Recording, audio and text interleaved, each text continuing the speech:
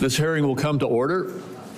Today we meet to hear from U.S. Department of Health and Human Services Secretary Robert F. Kennedy, Jr. about President Trump's 2026 health care agenda. Mr. Secretary, thank you for being here. While I expect a spirited debate today, I would remind my colleagues that each senator is limited to 5 minutes, and we're going to try to keep that as tight as we can today. There's 27 of us, and we all probably are going to want to have our opportunity. At the end of the 5-minute time frame, I will gently tap the gavel if it appears that things are starting to lapse over, and encourage my colleagues and our witness to conclude their remarks at the conclusion of this time. President Trump and Secretary Kennedy have made a steadfast commitment to make America healthy again.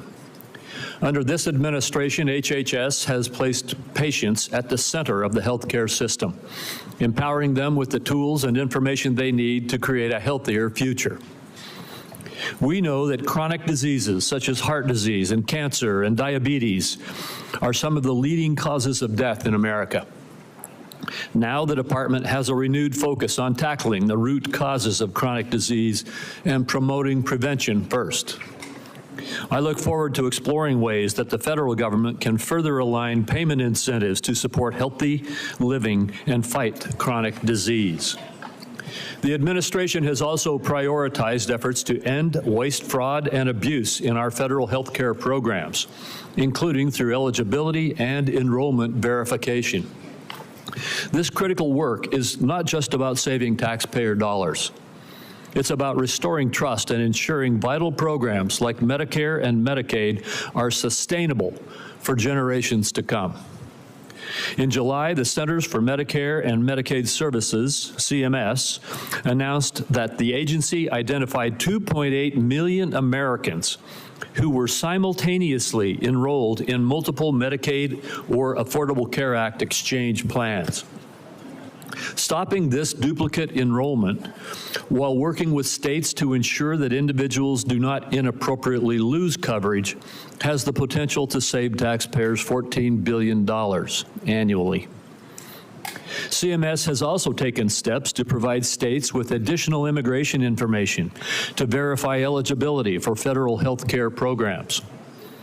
Preserving lifelines like Medicaid for those who are legally entitled under the law will ensure long-term sustainability. Congress has bolstered these efforts by passing the One Big Beautiful Bill. This bill enacts common sense reforms to reduce improper payments and brings needed personal accountability to the Medicaid program. These reforms will protect Medicaid and refocus the program on the most vulnerable patients, those whom the program was intended to serve. The OBBA also created the Rural Health Transformation Program, the single largest investment in rural health care in decades, to help stabilize and modernize the rural health delivery system throughout our country. These accomplishments reflect a vision for a healthcare system that is proactive, efficient, and patient-centered. While many of the issues discussed today may be partisan in nature, this committee has a deep history of bipartisan healthcare accomplishments. I remain committed to partnering with this administration and Ranking Member Wyden to enact policies that realign incentives in the prescription drug supply chain, expand access to telehealth, and ensure long-term stability in our physician payment system.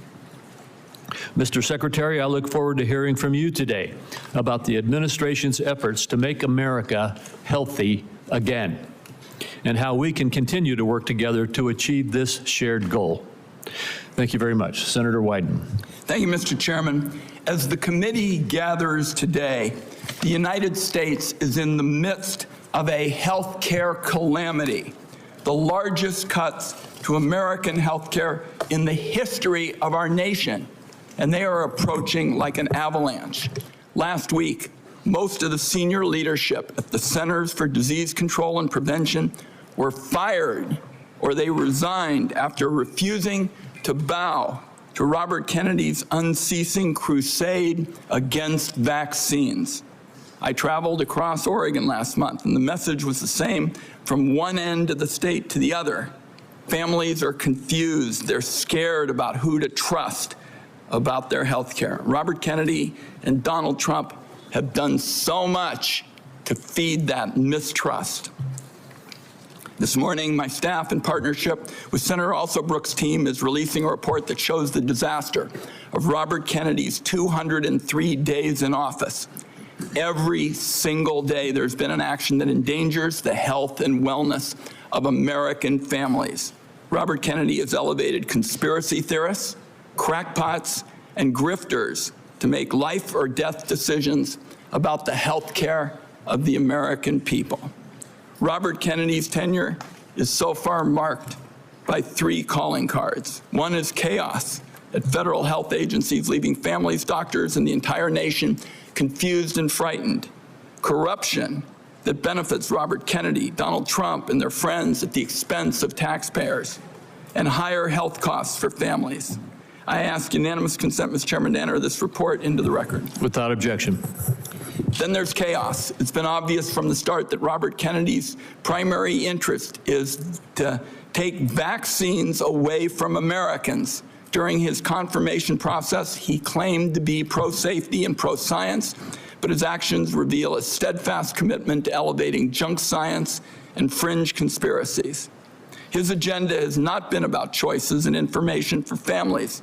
Just last week, he threatened doctors that deviated from the new anti-science vaccine guidelines he released that make it harder for pregnant women and children to get the COVID vaccine. And then there's corruption. Robert Kennedy's bizarre statements and actions beg the question, why? Democrats on this committee answered that question months ago.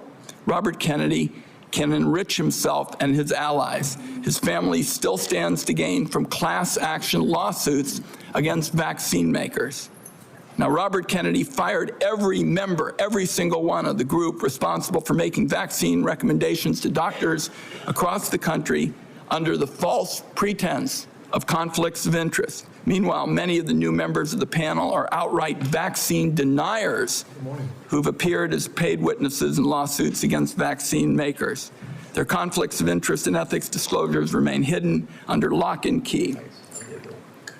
On top of all this bedlam in American healthcare, just 2 months ago, Donald Trump signed into law the largest healthcare cuts in American history to pay for tax breaks for the wealthiest people and massive corporations in our country.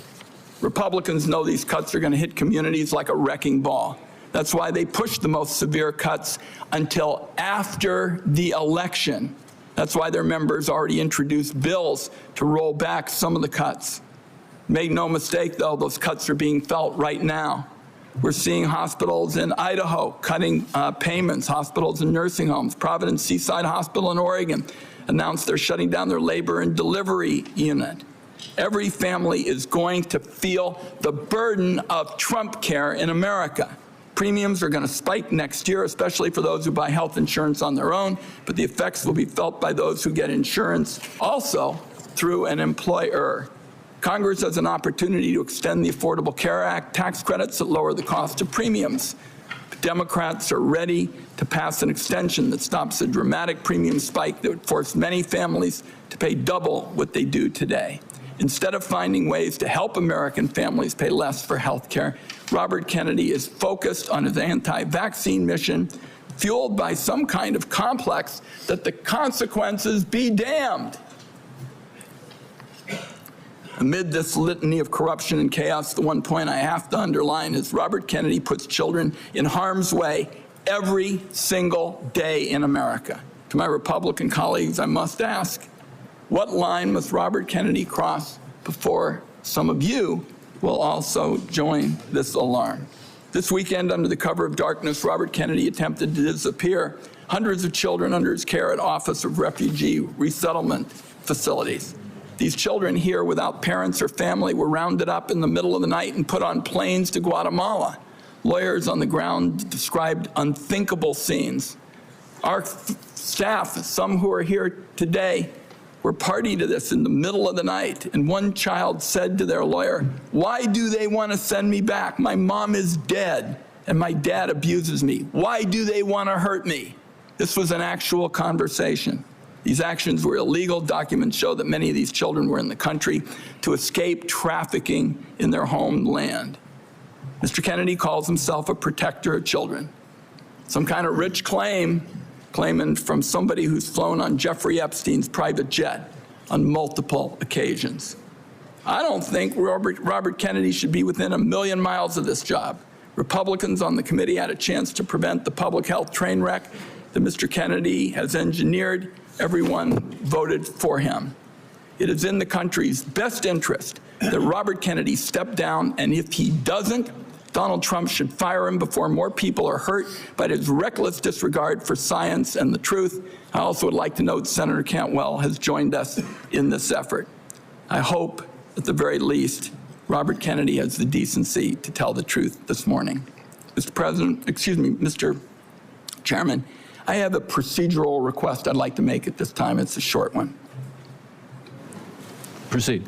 Thank you, Mr. Chairman. Mr. Chairman, it's unfortunate that I have to say this, but this is a witness who has lied to members of the Senate Finance Committee. In response to over 35 written questions, including from me, he said, and I quote, that he would do nothing as HHS Secretary that makes it difficult or discourages people from taking vaccines. That was clearly not true. His unprecedented unilateral actions to restrict access to COVID vaccines, that alone proves it. He tried to fire the Senate-approved CDC director after she chose the truth over what I consider his delusions. His prepared testimony even today includes the debunked lie that 500,000 children disappeared under the Biden administration's watch, a lie that the Trump administration is using as a pretext to hunt immigrant children and their families. So, my request, Mr. Chairman, and I think it is unfortunate that I have to do this, but given the unprecedented nature of the witness's behavior, I would ask now that the committee formally swear in Robert Kennedy as a witness. Senator Wyden, I will personally object and will reject your request. We will treat this witness as we treat all of the other administration witnesses who come before us. And let me just say again, as I said in my opening remarks, we will have some partisan disagreements today. We're having partisan disagreements right now, and I am having partisan disagreements with you on your characterization of the facts. The bottom line is we will let the Secretary make his own case in his opening statement. I'll only say, Mr. Chairman, that this committee's unwillingness to swear this witness is basically a message that it is acceptable to lie to the Senate Finance Committee about hugely important questions like vaccines. I think that's a great mistake, and that's why I've made the request. I understand that you're not going to grant it, and we can move on. We'll get to the bottom of your accusations, but at this point, I'm going to turn to our witness, the Secretary of Health and Human Services, Robert F. Kennedy, Jr.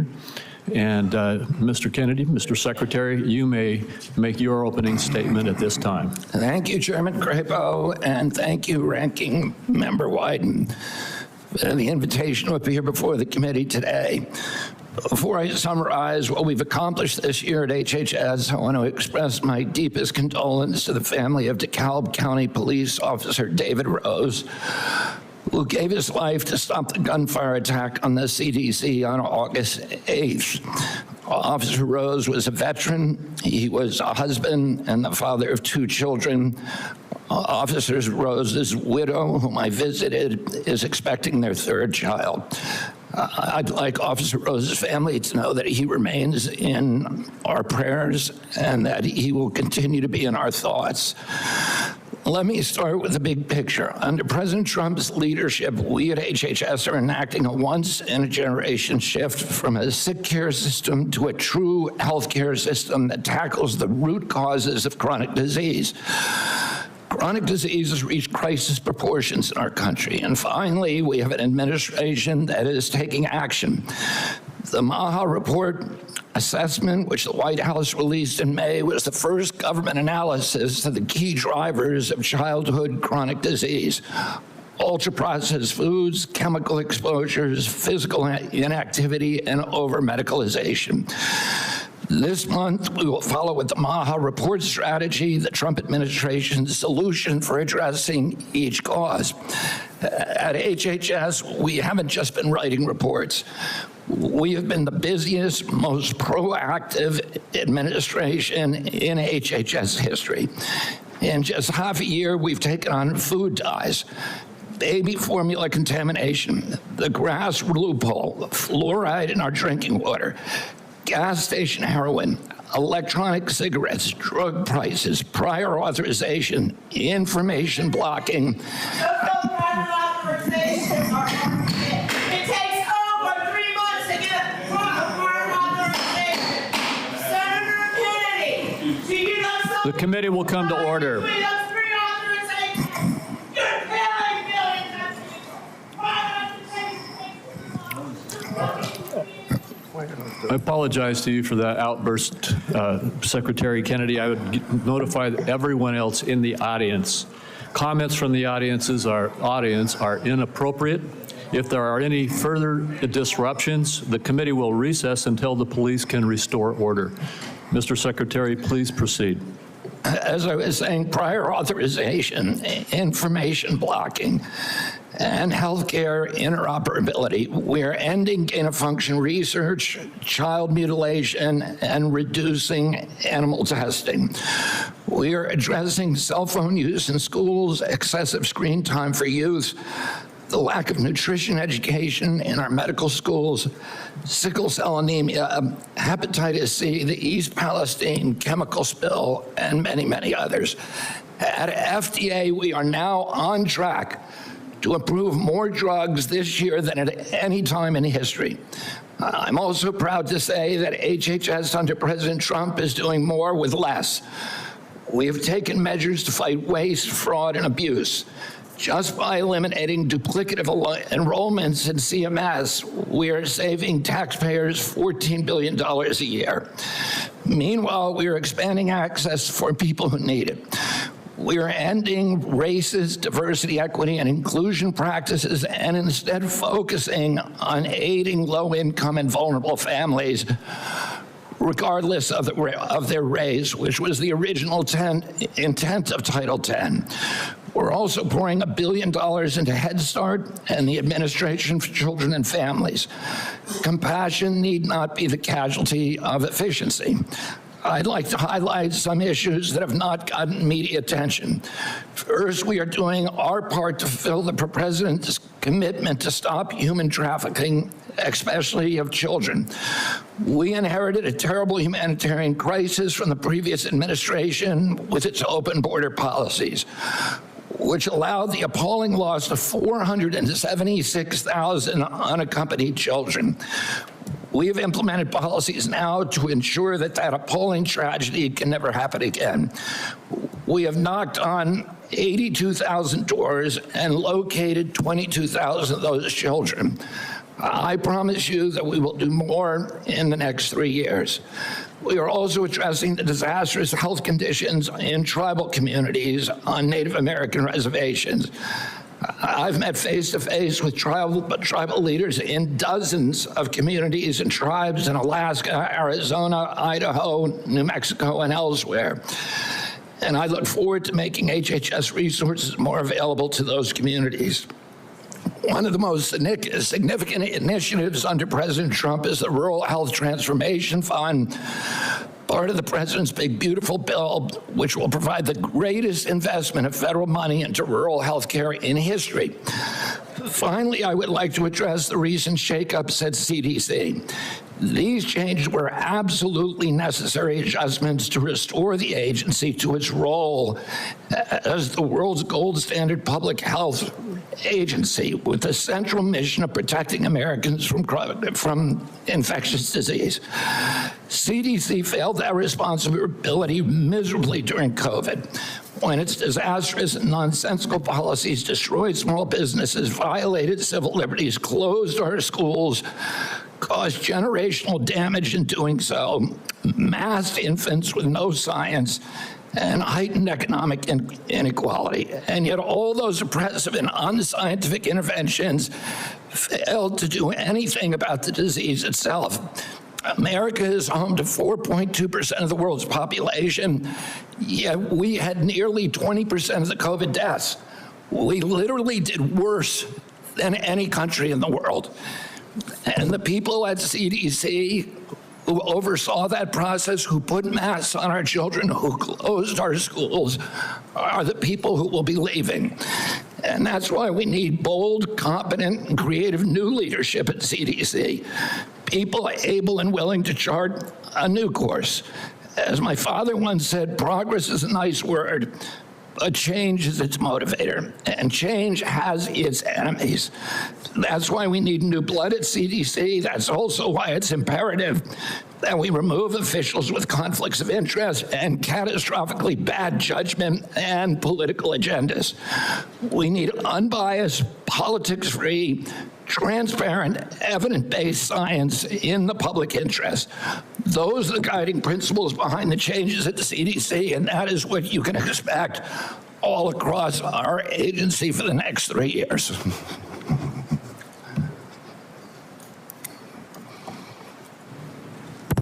Thank you very much, Mr. Secretary. I'll begin with the questioning. And one of the first things I'd like to talk to you about is actually something that is under the auspices of CMS, and I spoke with Dr. Oz last night about this. I'm sure you're very familiar with it, though.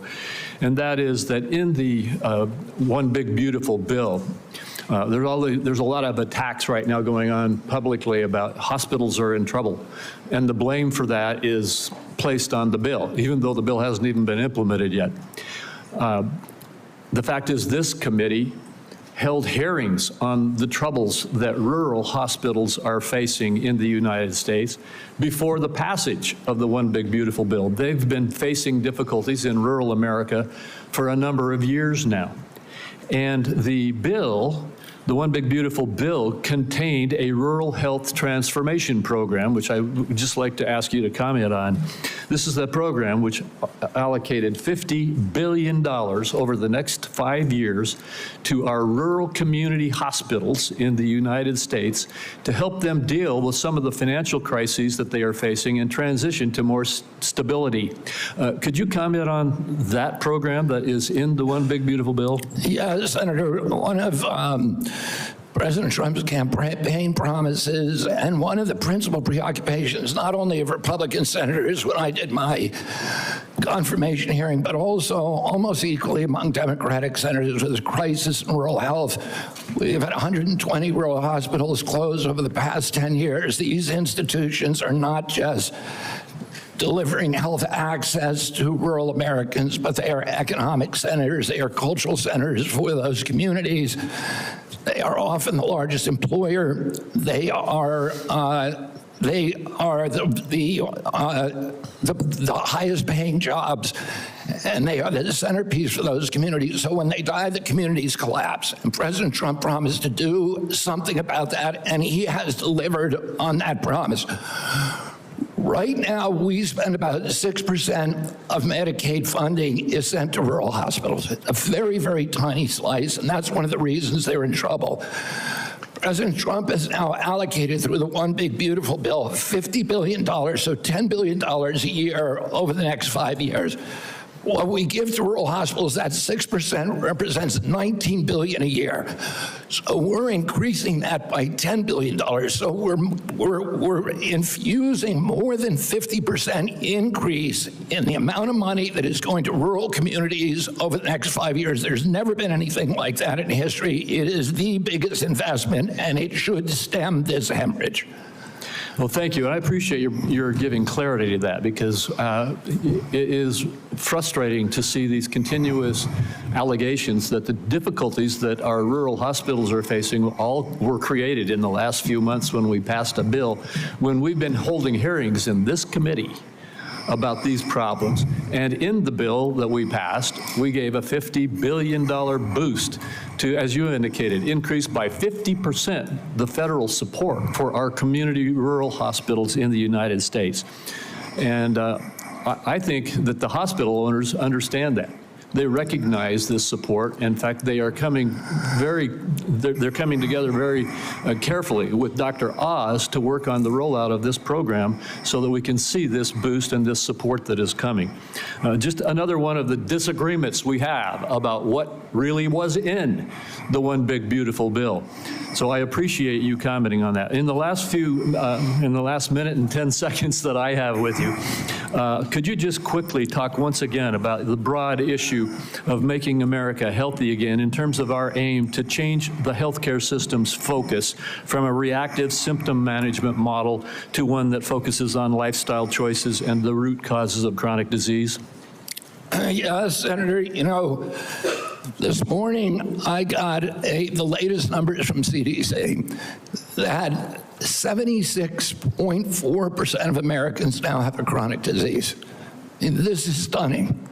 When my uncle was president, it was 11%. In 1950, it was 3%. Today, it's 76.4%. 8 out of 10 of our kids cannot qualify for military service. This is a national security issue. When my uncle was president, we spent $0 on chronic disease. Today, we spend $1.3 trillion. It's the biggest cause, it's increasing. And all of the arguments that Republicans and Democrats have about single payer, Obamacare, or the various ways to allocate the health dollars, they're all like rearranging deck chairs on the Titanic. If we don't end this chronic disease, we are the sickest country in the world. That's why we have to fire people at CDC. They did not do their job. This was their job to keep us healthy. Thank you, and Mr. I need to fire some of those people to make sure this doesn't happen again. Thank you, Mr. Secretary. I have to cut myself off to make sure I keep to this time frame too. Senator White. Thank you very much, Mr. Chairman. I've made it clear I think that Secretary Kennedy is dead set on making it harder for children to get vaccines and that kids are going to die because of it. And Mr. Chairman, I'd like to put in the record today an op-ed written by Susan Monarez, who was fired by Mr. Kennedy. Without objection. So what we know, and Dr. Monarez, was approved by Republicans. She wrote an op-ed today in the Wall Street Journal, which I've just put in the record, and I quote her. She said, "I was told to pre-approve the recommendations of a vaccine advisory panel newly filled with people who have publicly expressed anti-vaccine rhetoric." So this is not some liberal philosopher or something. This is the CDC director who tells the Wall Street Journal, which is not exactly interested in progressive, theories and the like, that she was told to pre-approve the recommendations of a vaccine advisory panel filled with people who've publicly expressed anti-vaccine rhetoric. So my first question, Mr. Secretary, is, did you in fact do what Director Monarez said you did, which is tell her to just go along with vaccine recommendations even if she didn't think such recommendations aligned with scientific evidence? No, I did not. That's a yes or no. So you have an opportunity to call her a liar if you say that you didn't do it, but I'd like to see you respond to this. No, I did not say that to her. And I never had a private meeting with her. So there are witnesses to every meeting that we have, and all of those witnesses will say, I never said that. So she's lying today to the American people in the Wall Street Journal? Yes, sir. Okay. Let's talk now about what's coming up, because I've made it clear what I've thought about the 203 days with my colleague, Senator Also Brooks. In 2 weeks, CDC's Advisory Committee on Immunization Practices will meet to make decisions about critical vaccines that protect us against hepatitis B, measles, and more. The committee's got a profound impact on vaccine access, but these aren't ordinary meetings. You've stacked the deck to ensure the panel bends to your views. In June, you fired all 17 committee members who are respected scientists and doctors. You replaced them with non-experts, vaccine skeptics, and conspiracy theorists. As a result, this critical advisory panel has lost scientific credibility. After years, colleagues, we spend so much time not looking at this as Democrats and Republicans, but as good science and scientific, credibility. And now the American Academy of Pediatrics has warned that the committee is being politicized at the expense of children's health. American Academy of Pediatrics, you think they're lying too? I think the American Academy of Pediatrics is gravely conflicted. They get, their biggest contributors are the 4 largest vaccine makers. They run a journal, Pediatrics, which they make a lot of money on, that is completely dependent on pharmaceutical companies. So I wouldn't put a big stake in what they say that benefits pharmaceutical interests. Senator, I didn't politicize ASAP, I depoliticized it. The Congress has been investigating ASAP. All over the country, Mr. Secretary, scientists and doctors are saying otherwise. They're all wrong too. They're all lying, according to you. The scientists and doctors are supporting me all over the country. There is division on opinion. I don't get letters from thousands of people who are not political saying that this set of changes is going to damage American healthcare, and particularly these healthcare agencies, for decades to come. I don't get any letters from people saying, hey, this is going to make a big difference forever. Yeah, maybe you're listening to a selective group of people. Well, you get me. Yeah, and I will. Fine. I will tell you what, Senator. I will put my mailbag against your mailbag any day of the week. I got 30 seconds. Dangerous respiratory viruses like RSV are on the agenda for the next advisory meeting. Countless parents have been awakened in the dead of night by a wheezing kid gasping for air, forced to rush their little one to the ER. There's no worse heart-wrenching fear. The RSV vaccine offers these kids protection against the worst effects of the virus. But now it looks like you're on a crusade to make infants and babies more vulnerable to the terrible illness. That's what we're doing with the COVID changes. And please make your answer brief, Mr. Secretary. I've said that The position is indefensible. I think it's possible. Congress has been investigating that committee for 23 years because it is pervaded with conflicts of interest. What we did is we got rid of the conflicts of interest and we depoliticized it and put great scientists on it from a very diverse group. Let me close with very pro-vaccine. Let me close with this, because like Senator Crapo, I'm a few seconds over. I don't think, Mr. Secretary, this is about you and me. This is about kids being pushed in harm's way by reckless and repeated decisions to get scientists and doctors out of the way and allow conspiracy theories to dictate this country's health policy. I don't see any evidence that you have any regrets about anything you've done or plans to change it.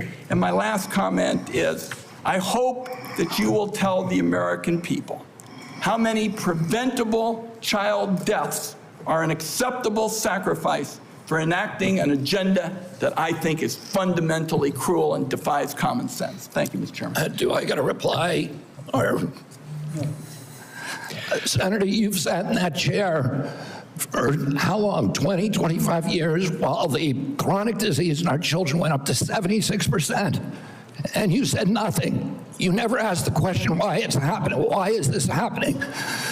Today, for the first time in 20 years, we learned that infant mortality has increased in our country. It's not because I came in here. It's because of what happened during the Biden administration that we're going to end. I'm going to let Senator Wyden respond briefly to that, and then we're not going to go over like we just did. Defend this committee on a bipartisan basis. Colleagues, my Cabinet Secretary says that we have no interest in chronic care. Mr. Secretary, Mr. Chairman, could we have regular order, please? We are in the process of turning around the Medicare program with the chronic care bill that Chairman Hatch, when he was chairman, and this committee put together on a bipartisan basis. All right, we're going to proceed, and I just want the rest of the members to know. I gave Senator Wyden as ranking member some leeway there, but we're going to stick to the 5 minutes.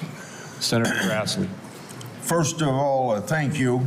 I have asked HH secretaries in the past to fully utilize the Rural Community Hospital Demonstration Program under Medicare. The program has been underutilized. In May, the CMS filled the open slots. Thanks to your agency's work, there's been 10 more rural hospitals in the program. It's important that the federal government uses every tool possible to help rural hospitals, and thank you for making that possible. Now to my questions. Back in January, during your confirmation hearing, you told me that you agreed to leave farming regulations to the Department of Agriculture and EPA. Do you think that any comments you have made since your confirmation on topics dealing with agriculture are consistent with what you said in January, that USDA and EPA ought to be regulating farming, and that the Department of Health and Human Services should not seek to regulate farms, the tools they use, or the markets that they sell into? Yes, Senator, we are working very, very closely with Brooke Rollins and with the agricultural community. We've met with over 140 farm interests over the past 3 months to incorporate them to make sure that the MAHA agenda is consistent with their agenda. We are producing the best food in America, that we're protecting our soils and our soil microbiome, and that we're protecting all kinds of farmers, including those who want to transition to regenerative agriculture. We're consulting every stakeholder in the farm community in everything that we do. I just raised the question because farmers in my state have been concerned about some of the things you're saying. Senator, I can't hear you. I'm sorry.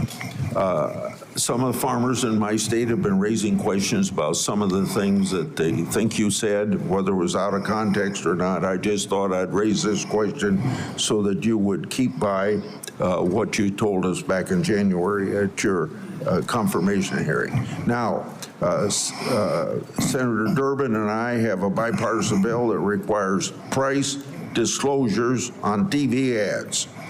Price transparency is important in drug advertisement. I know that President Trump, Vice President Vance, and you are all supportive of this effort. When can I expect action from this administration on requiring drug companies to publish the price of drugs in their TV ads? And just in case you would tell me that you don't think you have that authority, can you help Senator Durbin and I on our bill so that we can ensure that you have legal authority to require price disclosure? Senator, I think it would be good for us to talk about this offline. We are working on this in our agency, and I'm happy to give you the details of what we're doing. Okay. I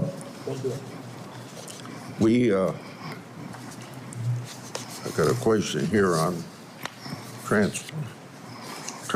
Senator Kennedy and I have been working, or Senator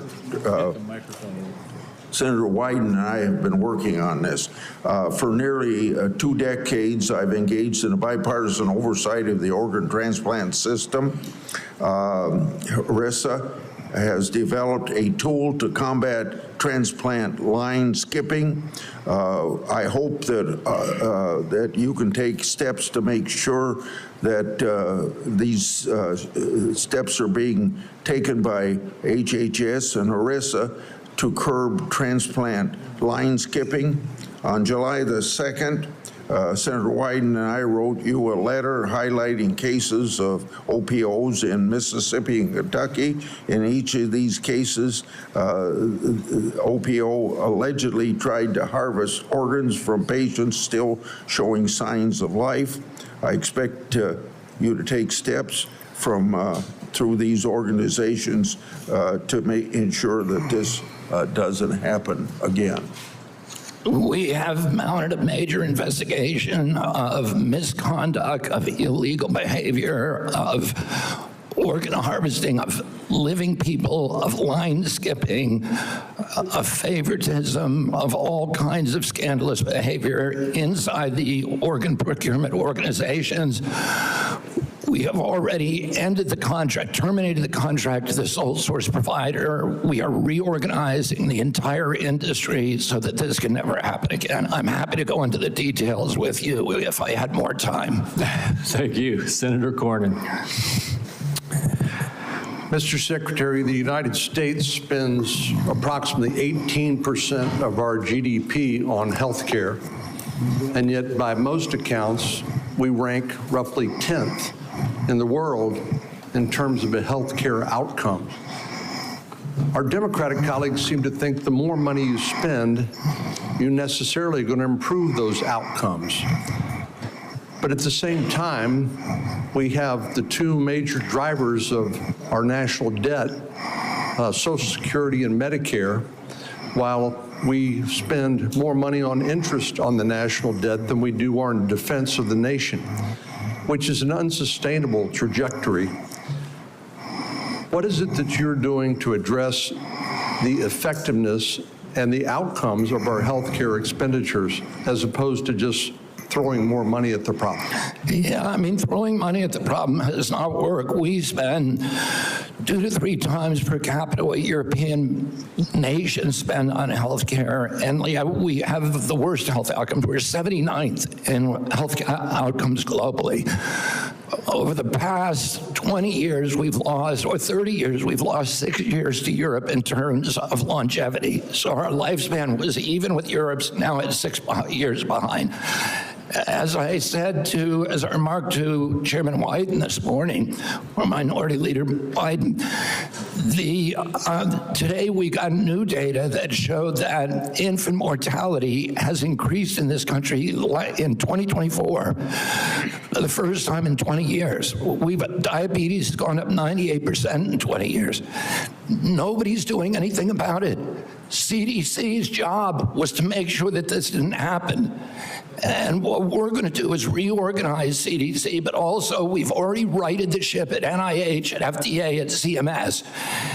And we are going to end the chronic disease epidemic. We are devoting thousands of studies we're going to devote to identifying the causes, and we're eliminating them. And we're already starting. We're not waiting for everything to come in. We are starting now. We're doing this with food dyes, with GRAS standards, with dietary guidelines. We're going to get better food and better health to the American public because it's chronic disease that is bankrupting us and destroying our national security. Seems to me one of the biggest problems that we have in America today is the trustworthiness of the information that we actually receive from the news media and from any other source. And obviously the easiest thing for our Democratic colleagues to do is to scare people because that is a powerful emotion, no matter what the facts may be. Do you believe COVID-19 was politicized?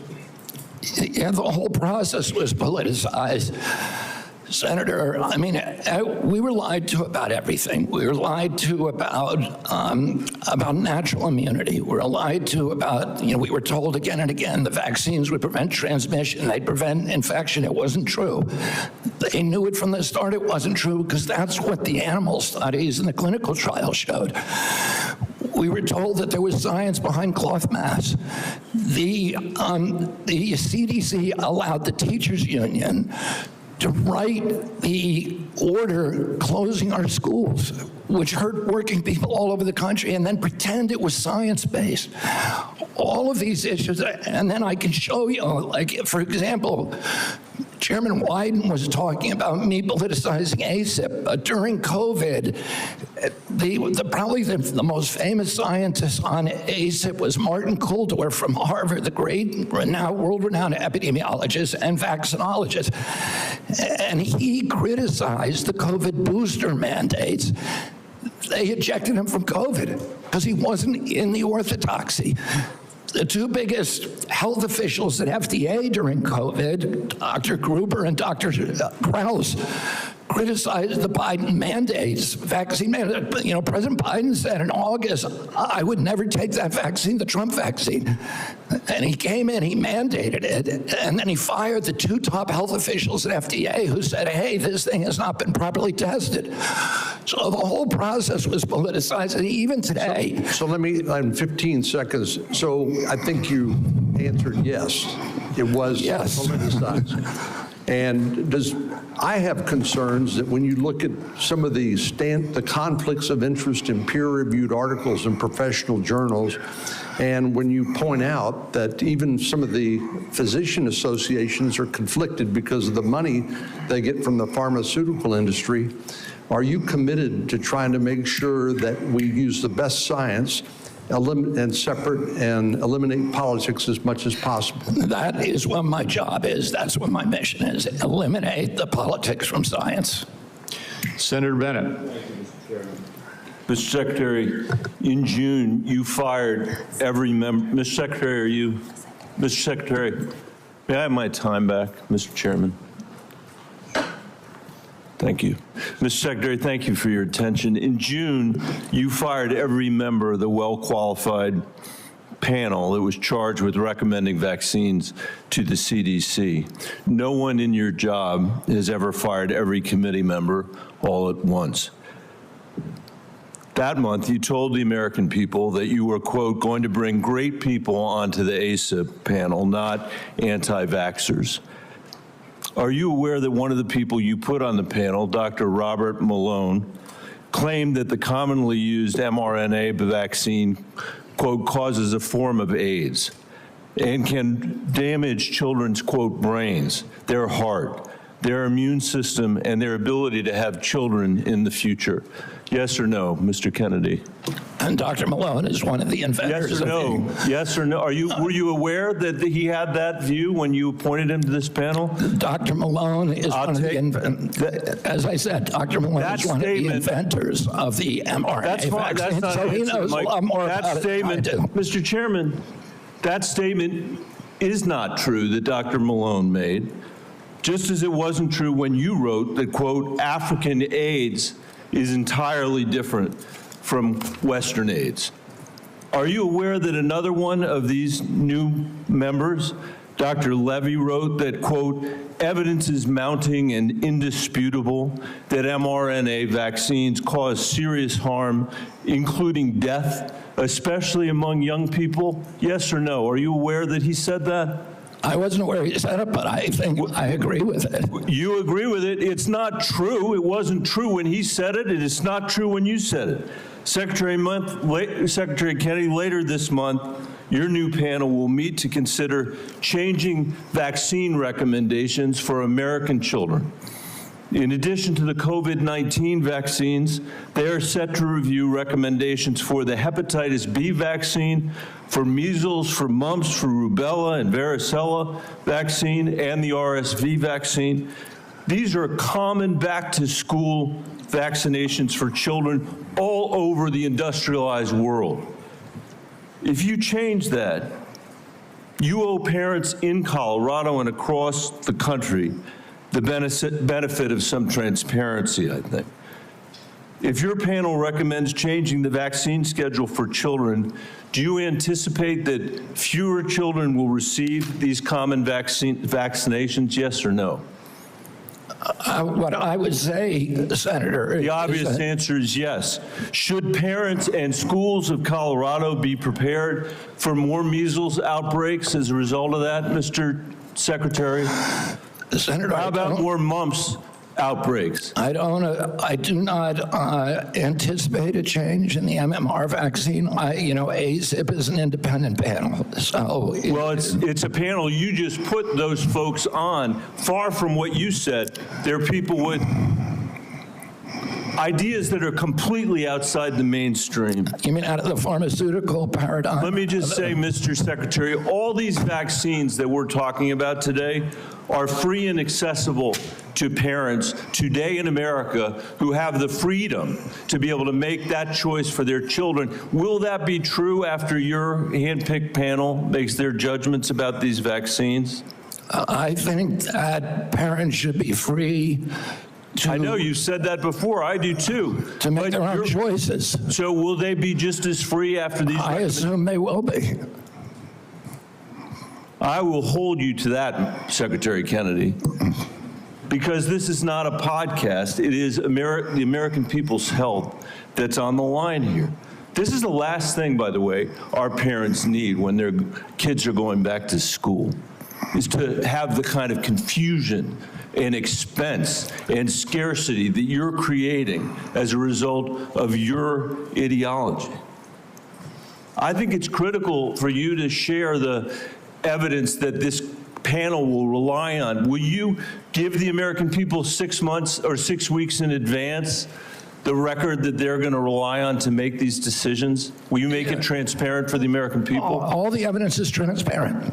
Will you make it in advance transparent for the American people so they can comment on it? All the evidence is transparent for the first time in history, and you were never there complaining when the pharmaceutical companies were picking those people and then running their products through with no safety testing. You can characterize it any way you want. I quoted them today. What I said was accurate. What you said were lies. You described people moving the Titanic. Are you saying that the mRNA vaccine has never been associated with myocarditis or pericarditis in teenagers? I am simply. Is that what you're trying to tell us? I am simply trying to say that the people that you have put on that panel, after firing the entire. You're evading the question. No, I'm asking the questions here, You're Mr. evading Kennedy. that question. I'm asking the questions, I Mr. asked Kennedy. you a question. I'm asking the questions for Mr. Kennedy on behalf of parents and schools and teachers all over the United States of America who deserve so much better than your leadership. That's what this conversation is about, Mr. Chairman. Senator, they deserve the truth, and that's what we're going to give them for the first time in the history of that agency. Senator Cassidy. Thank you. I'll try and restore a little calm here. And I'm approaching this as a doctor, not as a senator. I am concerned about children's health, seniors' health, all of our health. And I applaud you for joining the president in a call for radical transparency. Thank you for that. I said yesterday, I believe it, that President Trump deserves a Nobel Prize for Operation Warp Speed. If he had been President Obama, he would have gotten it. But because of Operation Warp Speed, forcing the federal government to come to a vaccine development within 10 months when others said it couldn't be done, we saved millions of lives globally, trillions of dollars, we reopened economies, an incredible accomplishment. Mr. Secretary, do you agree with me that the president deserves a Nobel Prize for Operation Warp Speed? Yeah, absolutely, Senator. That was phenomenal. Let me ask you, but you just told Senator Bennett that the COVID vaccine killed more people than COVID. Wait, that was a statement. I did not say that. Okay, then let me ask, because you also... Senator, I just want to make clear, I did not say that. We'll check the record. That's a question of fact. You also said that you were also, as lead attorney for the Children's Health Defense, you engaged in multiple lawsuits attempting to restrict access to the COVID vaccine. Again, it surprises me that you think so highly of Operation Warp Speed when, as an attorney, you attempted to restrict access. But let me ask. I'm happy to explain why. I had 3 minutes and 30 seconds left. All right. It also surprises me because you've canceled, or HHS did, but apparently under your direction, $500 million in contracts using the mRNA vaccine platform that was critical to Operation Warp Speed. Again, an accomplishment that I think President Trump should get a Nobel Prize for. You canceled $500 million in contracts. Now, I grew up in a middle-class family, so $500 million seems just to cancel. It seems like an incredible waste of money. But it also seems like a commentary upon what the president was attempting, what the president did in Operation Warp Speed, which is to create a platform by which to create vaccines. So this just seems inconsistent that you would agree with me the president deserves a tremendous amount of credit for this. Is this a question, Senator Cassidy, or is this the speech that you don't want me to No, I'm answer? asking a Because I question. want to answer that question. Please, please. If it's a question. But be tight, please. First of all, the reason that Operation Warp Speed was genius is it did something nobody had ever been done. I don't think any president but President Trump could do it. It got the vaccine to market that was perfectly matched to the virus at that time when it was badly needed, because there was low natural immunity and there were people getting very badly injured by COVID. And then, but it was also brought in therapeutics like hydroxychloroquine and ivermectin and protocols for treatments, and there were no mandates. And then Okay, I have another question, so please, about 15 that's when I began litigating against President Biden's mandates. Now, I'm sorry, let me go on because in because terms you've of covered me the mandates canceling those before. contracts, I have limited time, Mr. Secretary, I'm sorry. You've called for, and rightly so, that we should restrict participation in agencies for those with conflict of interest. I would like to submit for the record a evaluation of the conflict of interest of those who are on the ACIP and the Vaccines and Related Biologic Products Advisory Board. It was not 97% as alleged, rather it was 6.9%, and it was 1.2%, I think, for the other panel. Without objection. Now, I am concerned, though, because many of those whom you have nominated for the ACIP board, Senator, excuse me, you have the facts excuse me, wrong in there. excuse me, can I have my time back? Yes. Yeah. What I am concerned about is that many of those whom you've nominated for ACIP have received revenue as serving as expert witnesses for plaintiffs' attorneys suing vaccine makers. Now, one of my colleagues in another setting alleged that you seem more interested in settlements than science. If we put people who are paid witnesses for people suing vaccines, that actually seems like a conflict of interest. Real quickly, do you agree with that? No, I don't. It may be a bias, and that bias, if disclosed, is okay. But it's not a financial. It's not a financial conflict of interest. It's not a financial conflict of interest. Let me finish up. You also told Senator Wyden at the outset that you didn't want to take vaccines away from people. And as I conclude, I would like to say this. Because of the conflicting recommendations made about COVID. This is from Eric Erickson, good conservative out of Atlanta, Georgia, occasionally gives me hell. My wife has stage 4 lung cancer. She is one of the people the COVID vaccine actually helps. Thanks to the current mess at HHS, CVS is unable to get her vaccine. Secondly, an email from a physician friend of mine. Hey, Bill, I'm not even sure what I'm asking you, but we're all confused and concerned about who can get the COVID vaccine. We are having our attorney try and render an opinion, but there's no firm guidance and concern about liability if vaccines are given to a patient who requests it, but not on the current CDC list. Pharmacists are requiring a prescription now even for patients over 65, creating a huge headache. I submit these for the record. Without objection. I would say effectively we're denying people vaccine. Senator Cantwell. You're wrong. Thank you, Mr. Chairman. Following up on that same line as Senator Cassidy, because that's exactly, I represent one of the most science-based states in the country. That is percentage of scientists per capita. And at your confirmation hearing, we asked about this, whether you would follow science. You've made a statement here today in your testimony that you would follow science, and yet you're not following science, and that's what Senator Cassidy's question was. It's a simple yes or no answer. Do you think the president deserves to get a prize for warp speed in the mRNA technology that saved so many lives? And you won't answer that question. I answered it.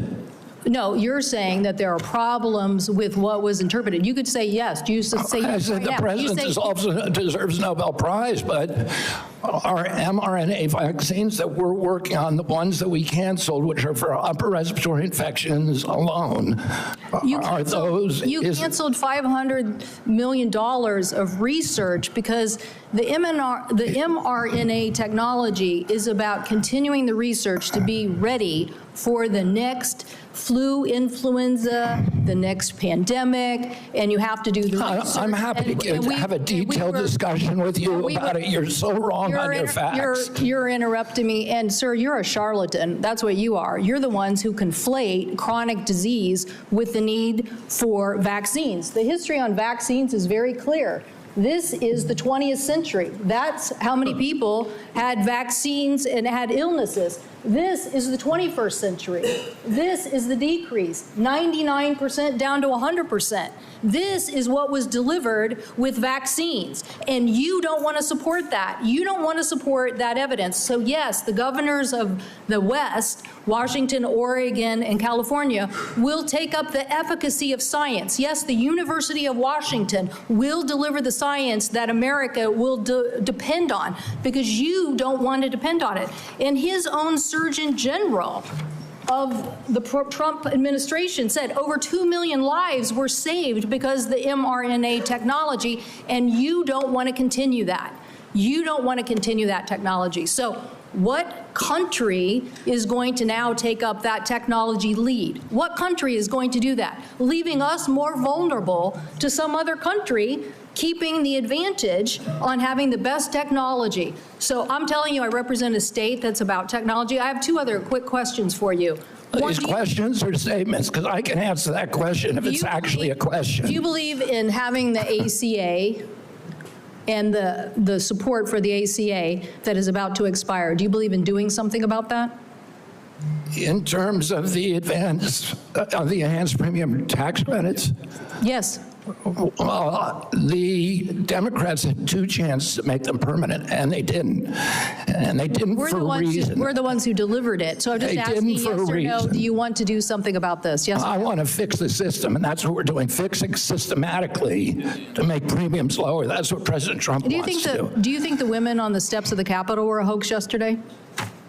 I don't know about any women on the steps of the Capitol. The women who were talking about Epstein, do you think they were a hoax yesterday? Do I think they were? Do you think they were perpetrating a hoax yesterday? Perpetuating a hoax? Yeah. I have no idea what they were saying. This is the first I'm hearing about it. You're hearing about the women on the Capitol steps saying that they believe that the Epstein information should be made public? That's the first you're hearing about it?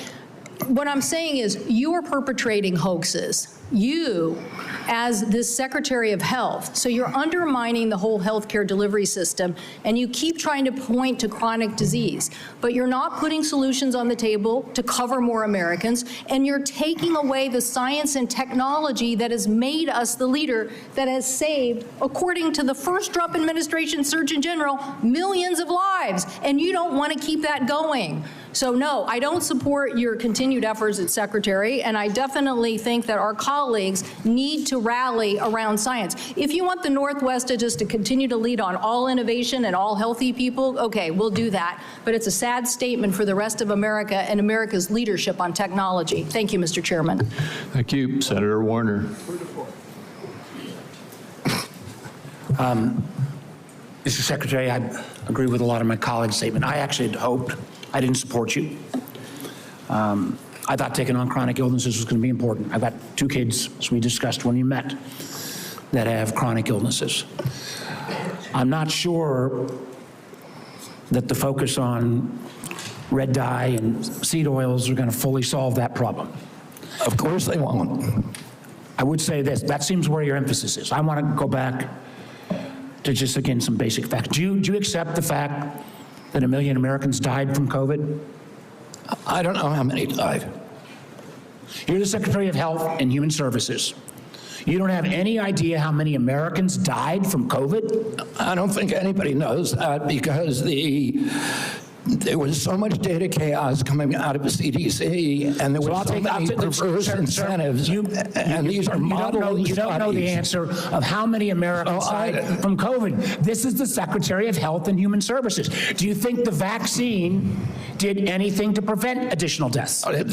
Again, I would like to see the data and talk about the data. You have had this job for 8 months, and you don't know the data about whether the vaccine saved and lives? that's the problem, is that they didn't have the data. The data by the Biden administration, absolutely dismal. So who is politicizing? You're saying the Biden administration politicized all the data? Go back to what Senator Cantwell just they said. Fired Dr. Go to the Trump Surgeon General. They fired Dr. Grau. They fired all the people who questioned the orthodoxy. They fired Dr. Gruber, Dr. Kraus, So, Mr. Chairman, the Secretary of Health and Human Services doesn't know how many Americans died from COVID.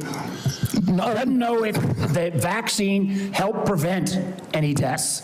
And you are sitting as Secretary of Health and Human Services? How can you be that ignorant? Like, you know, I remember when we went through the hearing with you, I asked you about community health centers. You didn't know what role they play. I've been visiting community. I'm glad you got to one, I think in April. I tell you what I hear on community health centers, they are terrified, with all due respect to my good friend, the chairman, of the big awful bill, because they are going to lose health care across the board. They already live in food deserts. They can't get to a nutritionist because Medicaid doesn't do enough reimbursement. If you're going to want Americans to get healthier, should they have access to nutritionists? Should they have access to good science about healthy food? Absolutely. Well, then how is that going to happen with the Medicaid cuts that are taking place? There are no cuts to Medicaid. Sir, that is an absurd. There is not a single, some of my Republican colleagues, but there is not a single study that does not, and I can tell you, I was in Franklin, Virginia a couple days ago. The rural hospital is going to close. The hospital system was so afraid they wouldn't even let me have the meeting there. But that rural hospital is going to close. And they are looking for where those folks are going to go. I mean, you're supposed to be doing health care policy, not being the doctor in residence for all of America.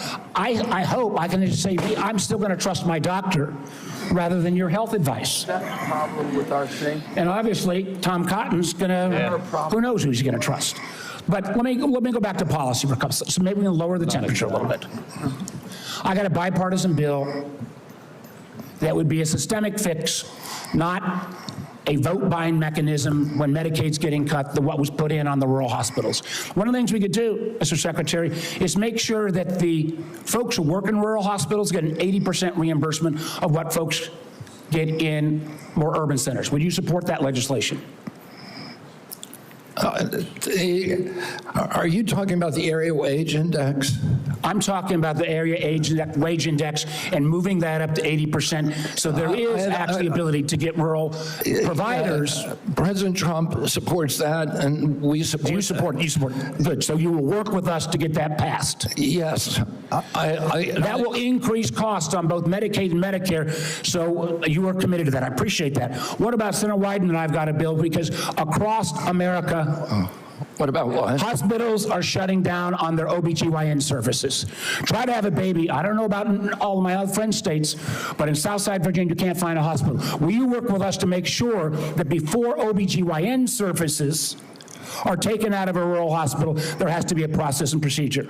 I'm happy to work with you on that, Senator, meet with you and see if we can work with you on it. I don't know exactly what the issue is. Well, again, the Secretary of Health and Human Services, who has said he doesn't know how many people died from COVID, doesn't know if the vaccine saved lives, doesn't understand the issue that OBGYN doctors are fleeing rural America because they can't afford it. And with the cuts that are coming up, it's going to be exponentially worse. I would invite you, sir, to come with me to a community health center in Virginia and hear what is on people's mind. They want to get healthier? Absolutely. Count me in.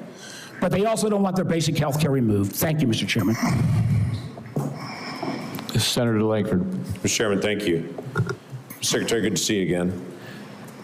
As I traveled around Oklahoma during August, it was great to be able to be home. I had several folks that contacted me, and we had some great meetings with some rural hospitals as well. They're looking forward to the $50 billion for the One Big Beautiful Bill that is targeting towards rural hospitals, starting with $10 billion next year.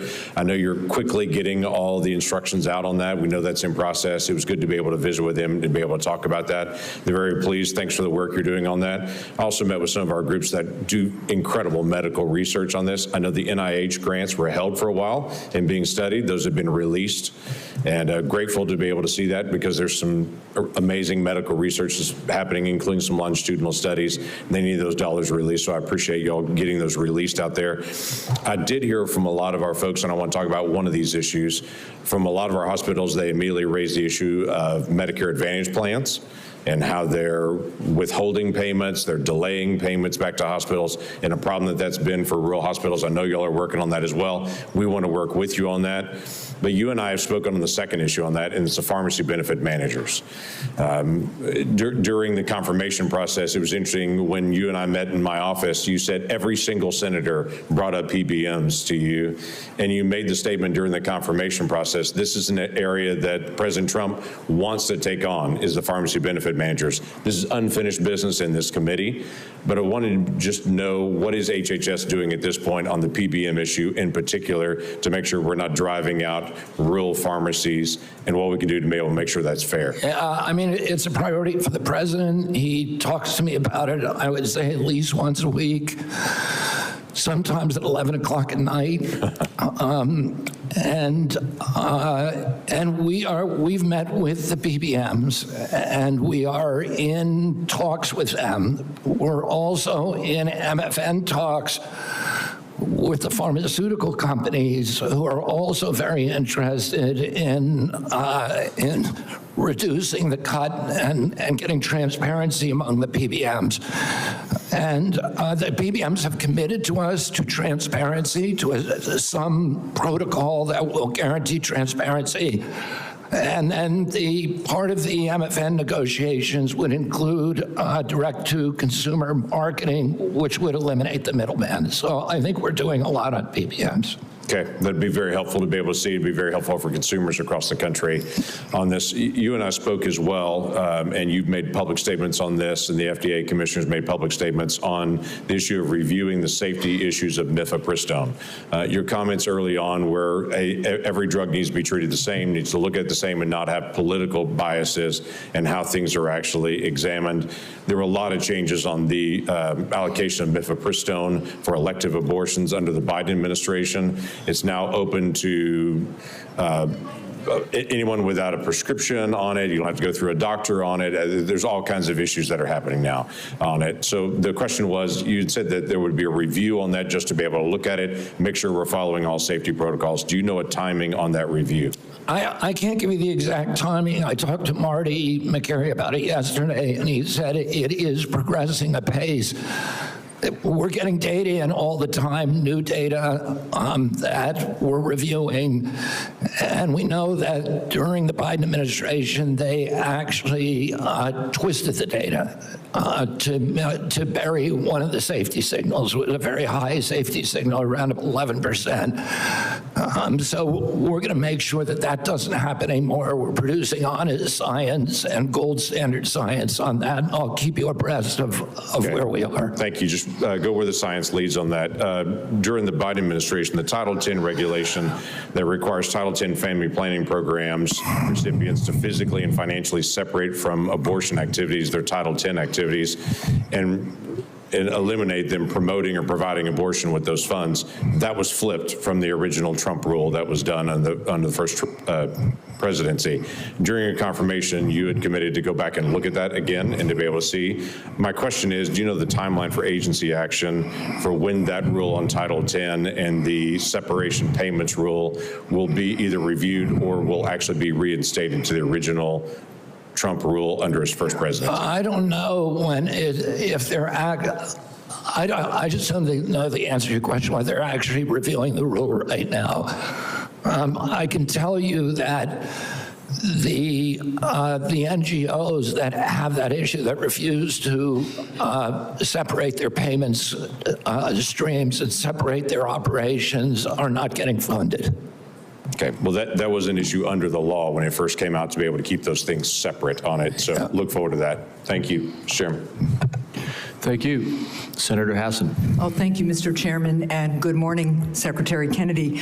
Just before I ask a question, I did want to note in response to the Secretary's statement that the Trump administration wants to lower the cost of health insurance, that across the country right now, the median increase from commercial insurers that we're seeing this fall is 18%, just as families are struggling to make ends meet. Now, I want to follow up on a line of questioning that Senator Cassidy began. Mr. Secretary, President Trump said that the COVID-19 vaccine produced by Operation Warp Speed was, and these are the president's words, a monumental national achievement. Although I have strongly opposed many of President Trump's actions, I agree with him that Operation Warp Speed in 2020 was a monumental achievement. Unfortunately, you are undermining one of the president's biggest achievements, which, as the president said, saved millions of American lives. You even went as far as to call President Trump weak for this life-saving accomplishment. Last year, you tweeted that President Trump has a weakness for swamp creatures and that Operation Warp Speed was among, here's your quote again, the most devastating impact of President Trump's weakness. So, Mr. Secretary, was Operation Warp Speed a monumental national achievement, as President Trump said? For the reason that I already said, and I assume you won't let me repeat, but I'm happy to if you want, yes, it was. Good. Assuming it is a monumental achievement, you've said it was, is it true that, as President Trump has said, he saved millions of American lives with the COVID-19 vaccine? Because you've just expressed great confusion about that to Senator Warner.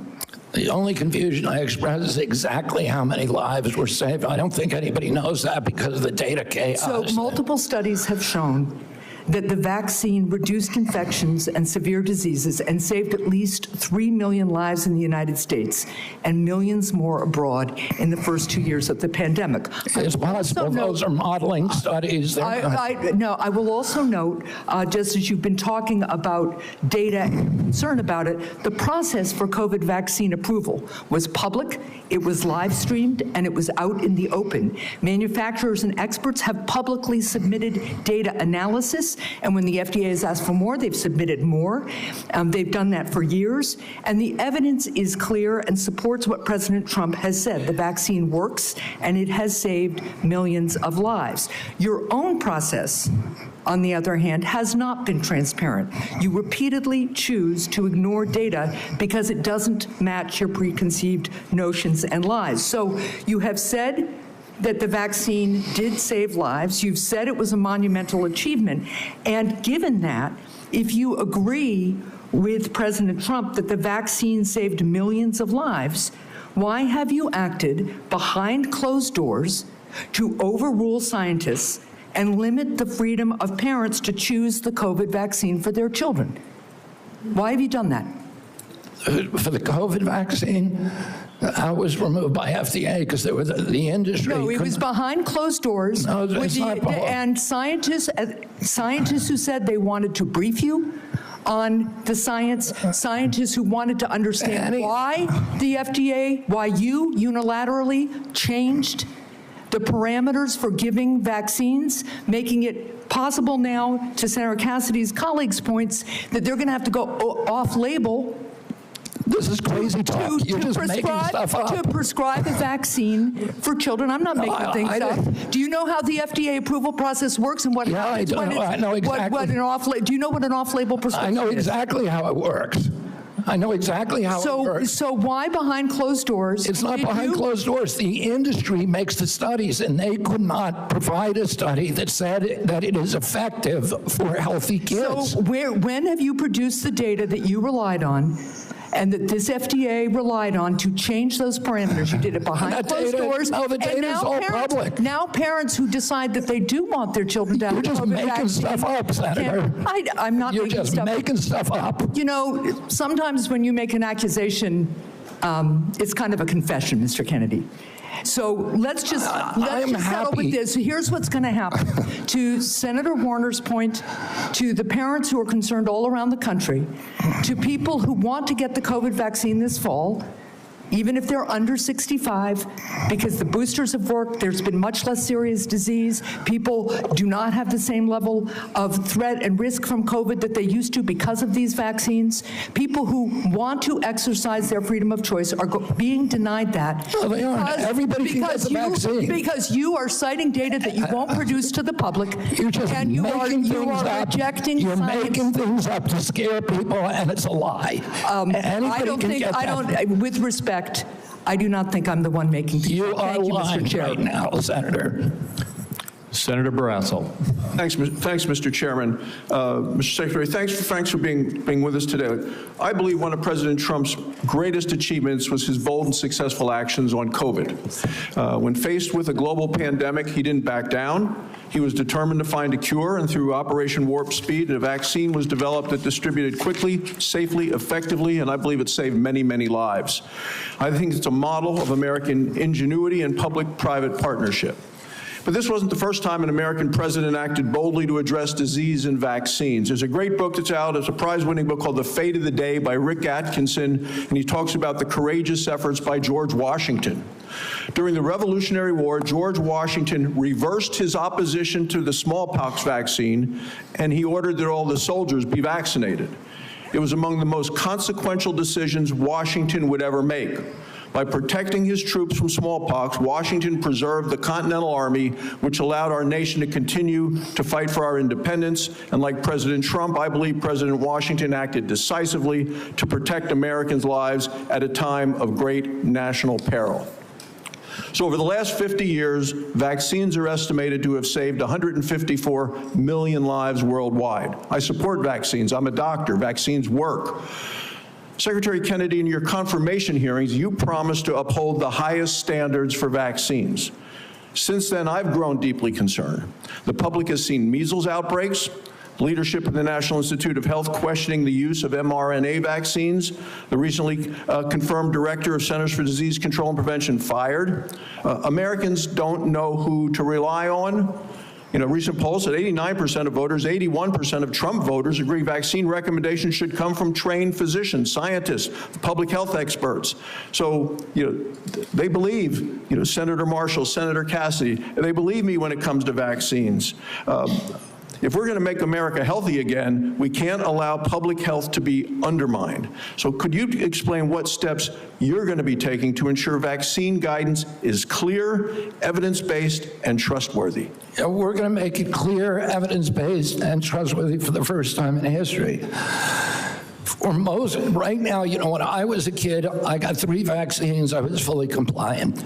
Today's children have to get between 69 and 92 vaccines in order to be fully compliant, between maternity and 18 years.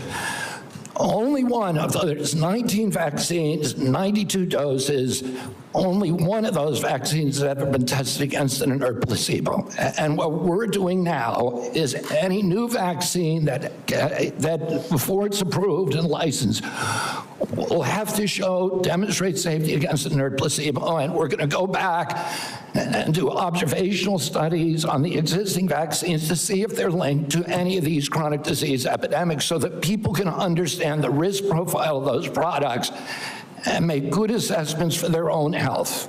So in 2 weeks, vaccine experts at the CDC are going to meet to discuss childhood vaccine recommendations.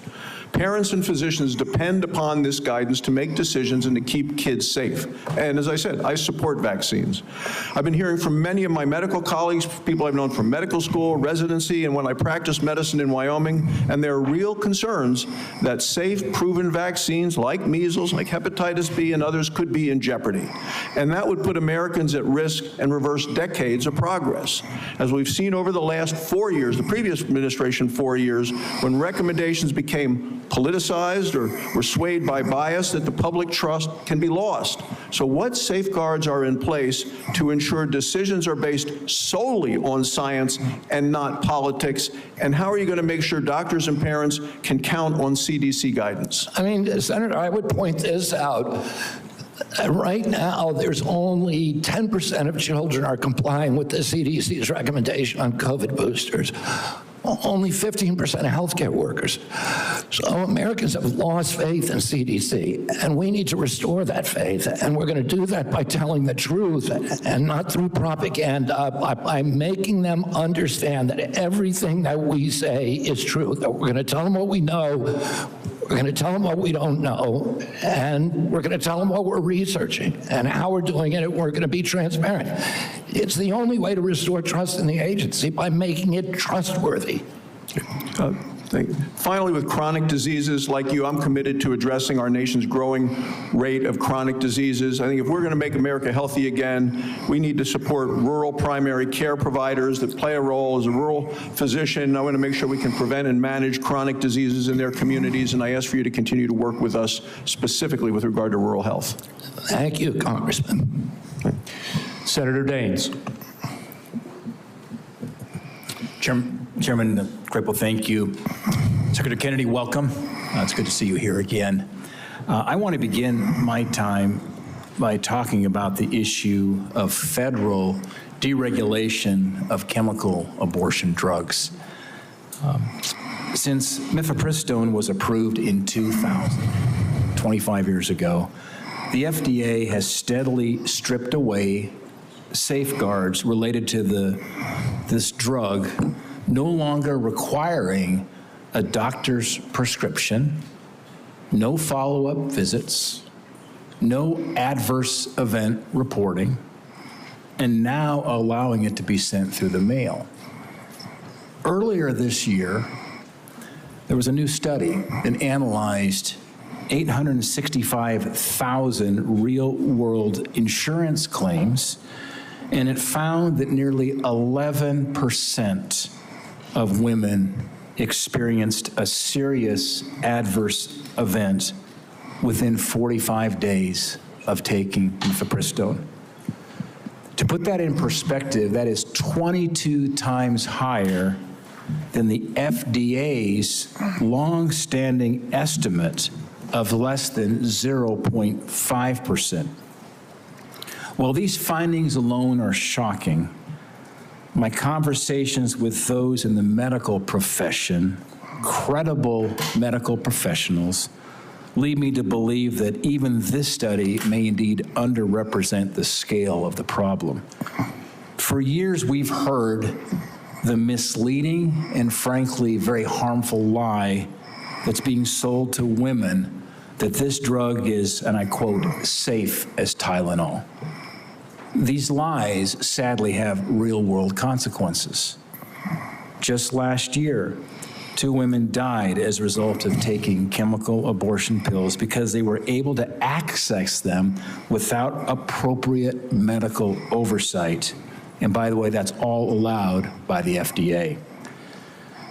Mr. Secretary, I am grateful that you and FDA Commissioner McCary have already begun the process of reviewing this new data on the safety of mifepristone. We talked about this during your confirmation hearing.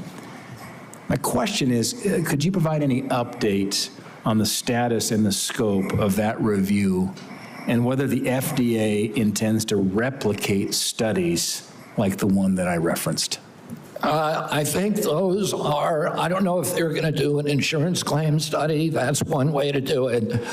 I don't know exactly whether they're doing epidemiological studies or observational studies. I don't know exactly what they're doing, but I know I talked to Marty McCary about it yesterday, and he said those studies are progressing and that they're ongoing. So I will keep your office informed at every stage.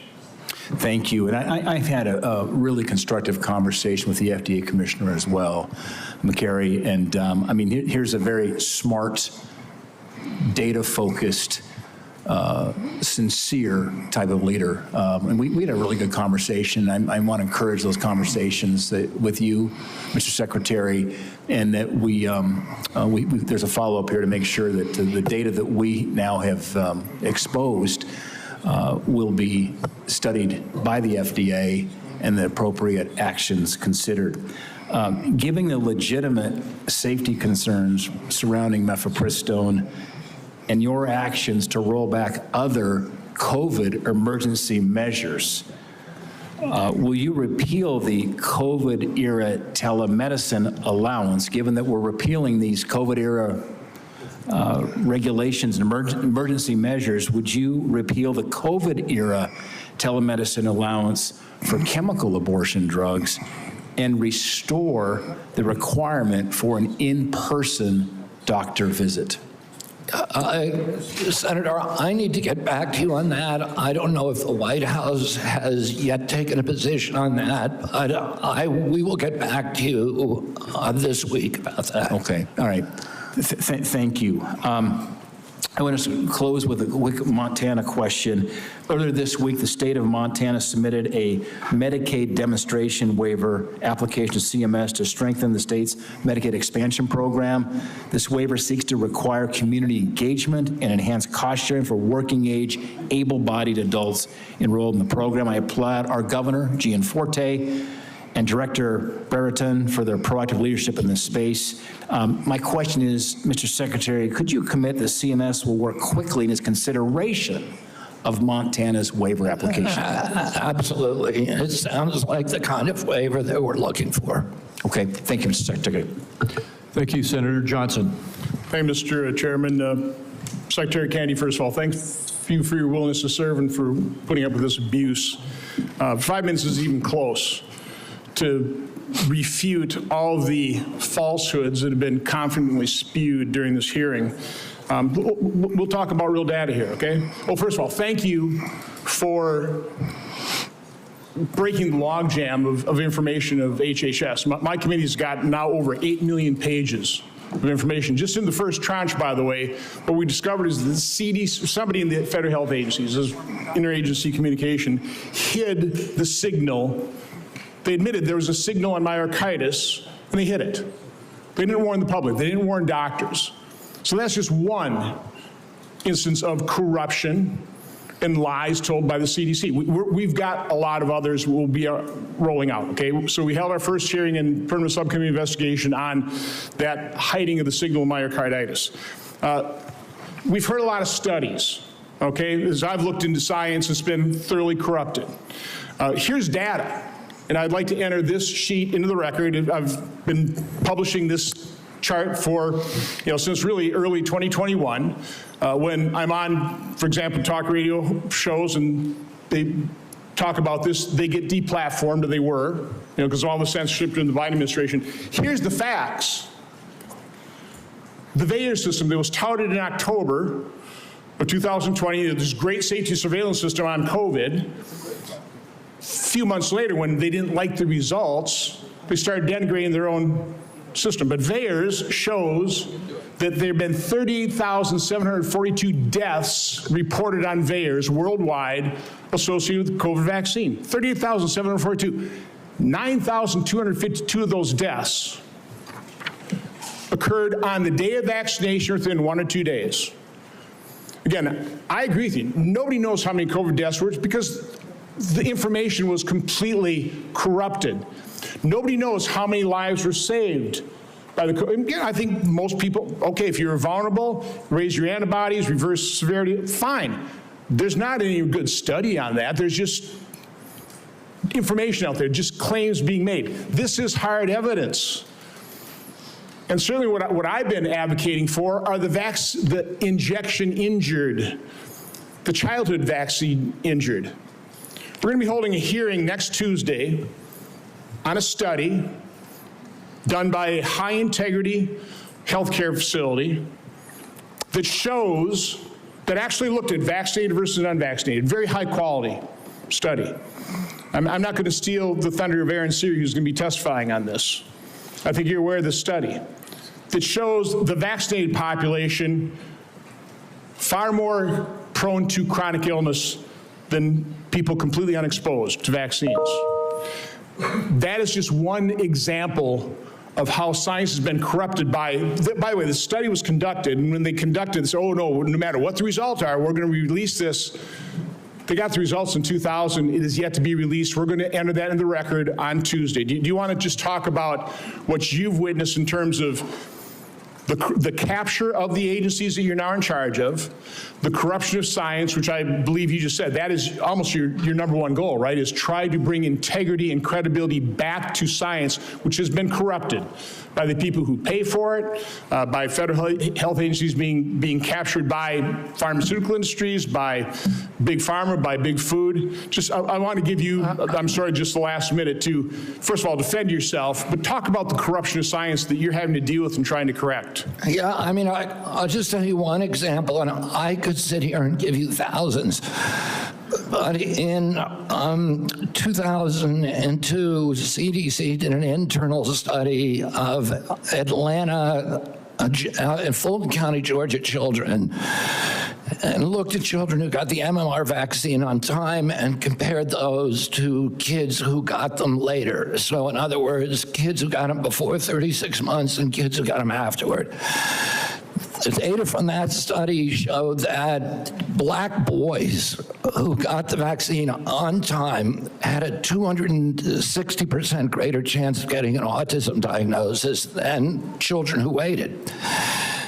The chief scientist on that, Dr. William Thompson, the senior vaccine safety scientist at CDC, was ordered to come into a room with 4 other co-authors by his boss, Frank DiStefano, who's the head of the immunization safety branch, and ordered to destroy that data.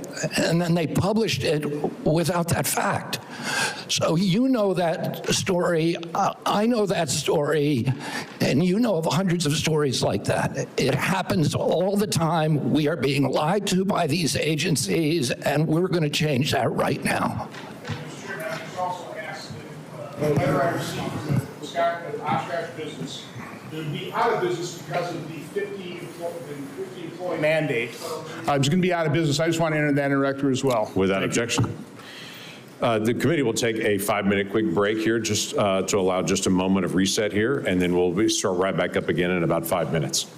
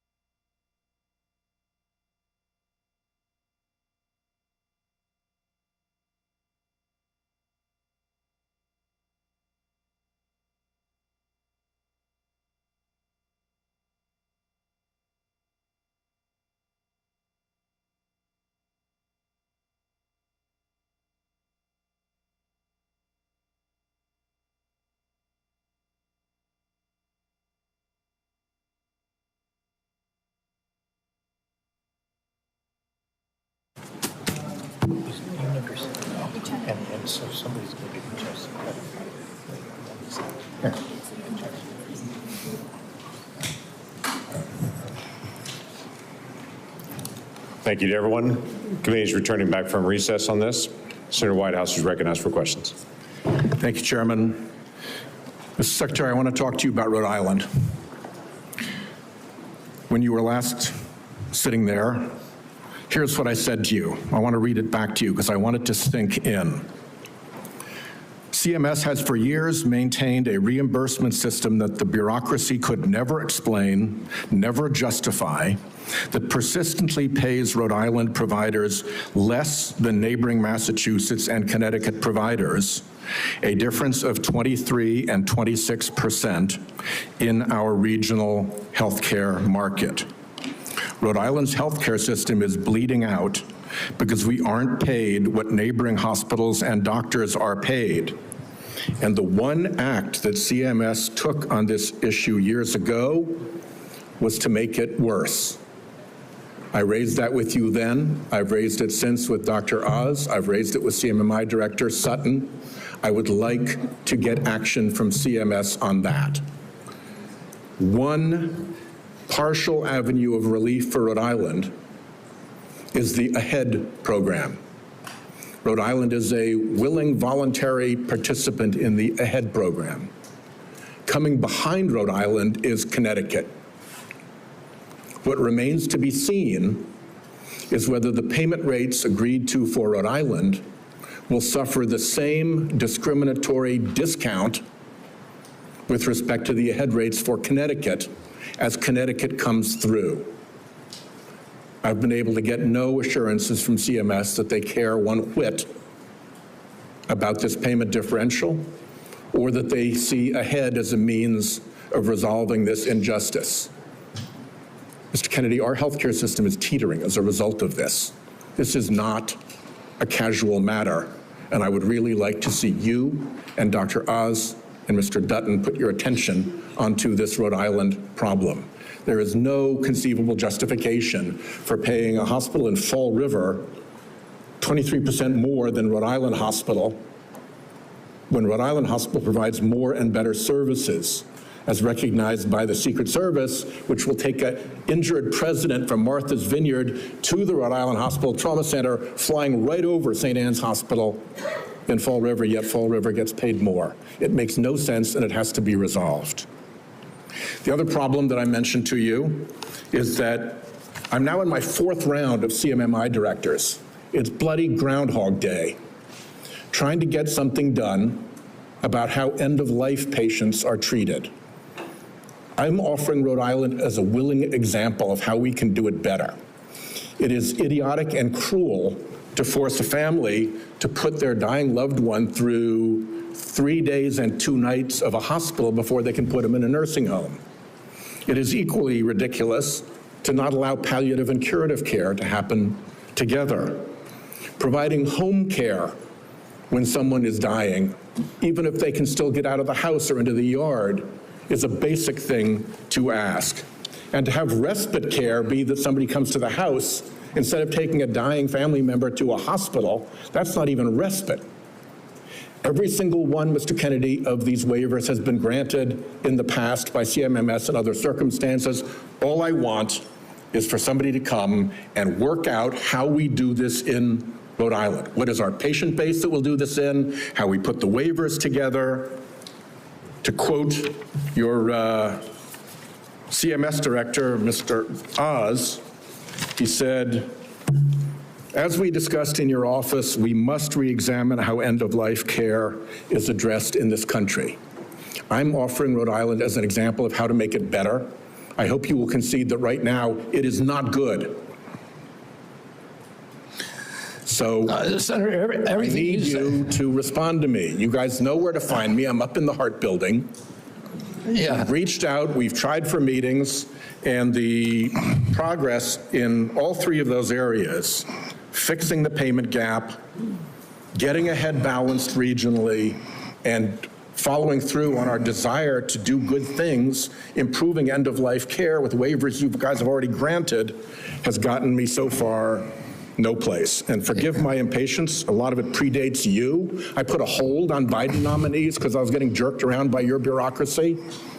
I'd like it to end and get some progress. Yeah, you know, Senator, you raised this during my confirmation hearing, and I said to you then, and you were very civil. You raised something that makes a lot of sense to the extent that we have the power to fix it at CMS. I'd like to do it. We've had the same kind of complaints from Vermont.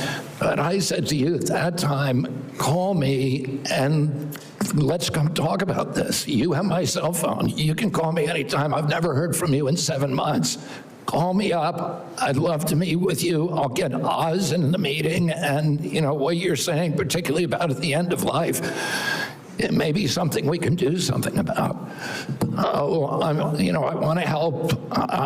And, let me know. We'll try. Forgive my frustration. You've got 30,000 employees. They could have reached out to me. They know where I live. Yes. Senator Cortez Masto. Secretary Kennedy, thank you for being here. In May, you said, and I quote, "I stand with President Trump to say, no more middlemen, no more foreign freeloaders, no more skyrocketing drug prices. We're putting American patients first and taking on big pharma to make America healthy again." Yet your record tells a different story. In July, Republicans handed Big Pharma a massive win. Their big, beautiful bill that they just passed shields billion-dollar drugs like Keytruda, the world's top-selling cancer drug, from Medicare negotiation. Keytruda has been on the market since 2014. It pulled in nearly $18 billion last year in the United States alone. It costs patients up to $175,000 a year, draining Medicare of billions and forcing families into crushing debt or to forego life-saving care. And yet you support the big, beautiful bill. So despite the hype with executive orders and Washington Republicans only drug pricing law days relief for Medicare patients relying on high-cost cancer drugs, meanwhile, Democrats finally have allowed Medicare to negotiate drug prices. I will say that Keytruda, along with Opdivo and Darzalex, the 3 top-selling cancer drugs, were widely expected to be selected for Part B negotiation in 2026 for 2028 implementation. They are now, because of the actions of this administration, exempt from negotiation for at least several additional years, if not permanently. So my question to you, Mr. Secretary, is how do you justify claiming to take on Big Pharma while supporting a bill that shields drugs like Keytruda and other cancer drugs from Medicare negotiation, costing seniors and taxpayers billions, and risking the lives of cancer patients who cannot afford their necessary medication? Yeah, Senator, I appreciate the question. The Medicare drug negotiations in the IRA were very well intentioned, but they were poorly structured. And what we found is that the negotiations that have occurred actually have ended up raising the costs for Medicare. We are right now in negotiations. The CBO has not agreed to that. The CBO doesn't say that. It's just the opposite. So you're saying the CBO and independent agencies that validate the costs are wrong? Well, that is CMS data. Okay, so let's just focus on the cancer drugs. Why aren't we negotiating those and bringing those down for families? Why does the bill exempt those?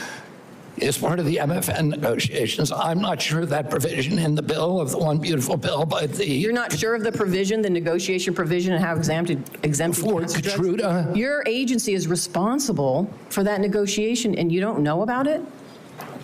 I know that we're negotiating in the MFN Let me ask you this, Mr. Secretary. Let me ask you another question. How much are Medicare Part D enrollees expected to pay for prescription drug coverage next year?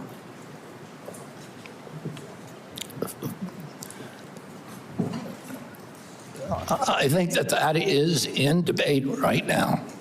Let me tell you. Are you talking about the rate? They are going to pay $15 more than last year, up to $50 a month. Now, let me have a question for you on Part B. How much are Medicare Part B premiums expected to increase next year? I don't know. I talked to So Dr. Oz that about is it about, yesterday. I think it's they're supposed to increase about 16%. 11.6% or $21.50 more each month. And again, last time you were before me, you couldn't answer the questions of the very agency and the authority that you have to address these issues. You know, next year, seniors and families are facing higher health care costs across the board. 23 million people on Medicare with a standalone Part D drug plan could see their premiums rise to $50 a month, up from $35, because the Trump administration is cutting the federal subsidy that has been keeping costs down. Part B premiums will jump 11.6%. to $206 a month in 2026, one of the largest single-year increases in decades.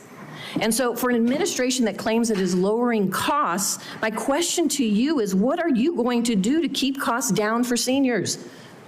I mean, I'm already doing what I'm already keeping costs down. What are you doing to keep costs down for seniors, knowing that these costs are going to be increasing? I mean, the program integrity bill, that is the first action that I did when I got in. It's one of the earliest actions in history of a complex regulation by an HHS secretary. A Congressional Budget Office has said that that's brought premiums down by 5%. As the Congressional Budget Office, which does not like to acknowledge anything that we do. And does that impact seniors? Excuse me? Does that impact seniors? And I know my time is running out. Does that impact seniors? What you just talked about, you're lowering costs. I'm asking you specifically. We're lowering for helping costs. Seniors. Does it impact seniors? Does it impact? Come on. Let me just stop here. I didn't My hear time is what running you out, said. so I appreciate the chairman's indulgence here. My concern is you can't answer the questions. The very agency has oversight over these issues and controls the levers to lower costs for seniors. And you can't answer that simple question. I didn't hear your question. Okay, let's go. We'll just proceed, and Senator Tillis has yielded his position to Senator Blackburn, so And she'll take it. thank you, Mr. Chairman, and Mr. Secretary, thank you for joining us today. I appreciate the comments you've made about the Rural Health Transformation Program. That is something many of us worked on, and we were pleased to push that out of this committee, and I know Dr. Oz is moving forward with implementing that. I appreciate your comments to Senator Warner on the area wage index. He and I have worked on fixing that, and we appreciate your attention.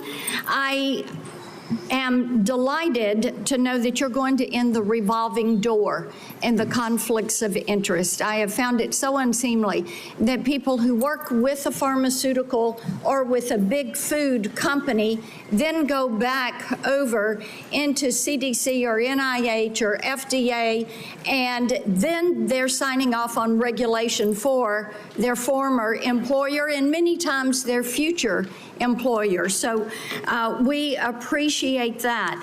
Senator Langford went to you on the PBMs, and as you are aware, my PBM Act that Senator Wyden worked with me on, that made it out of this committee last cycle.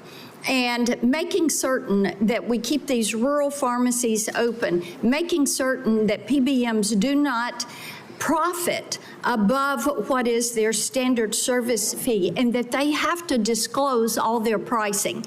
That is going to be an imperative. So will you work with us to get that PBM legislation across the finish line and to the president's desk? Yes, Senator, absolutely.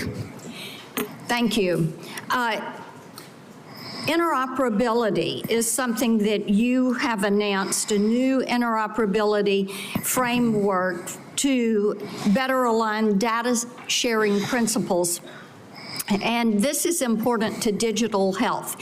And as you're aware, when we passed 21st Century Cures in 2018, the Software Act and that health IT definition is something that I worked tirelessly on to get implemented. So what I want to hear from you is, how does CMS plan to align this new framework with the existing federal framework, and how are we going to be able to move forward with one national policy on interoperability?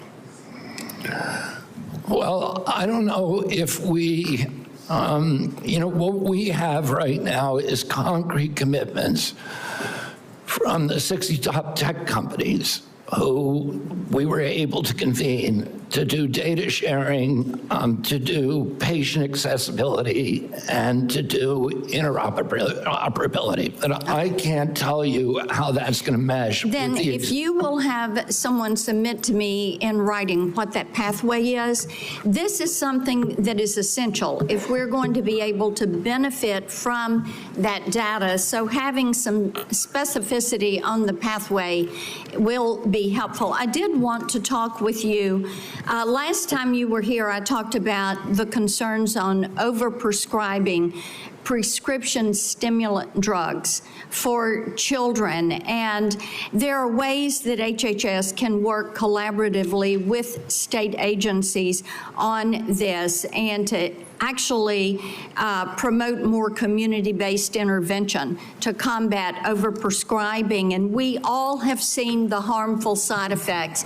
And there's a lot of reporting out there on this and tremendous concern for grandmamas like me who see children and friends of our grandchildren who suffer with this. So I know your team is working on solutions. So you're going to have your Make Our Children Healthy Again strategy that you're going to release. But talk for a moment. We've got 30 seconds left. Talk for a moment on how you can better arm parents with information on the harmful side effects of overprescribing these stimulant drugs.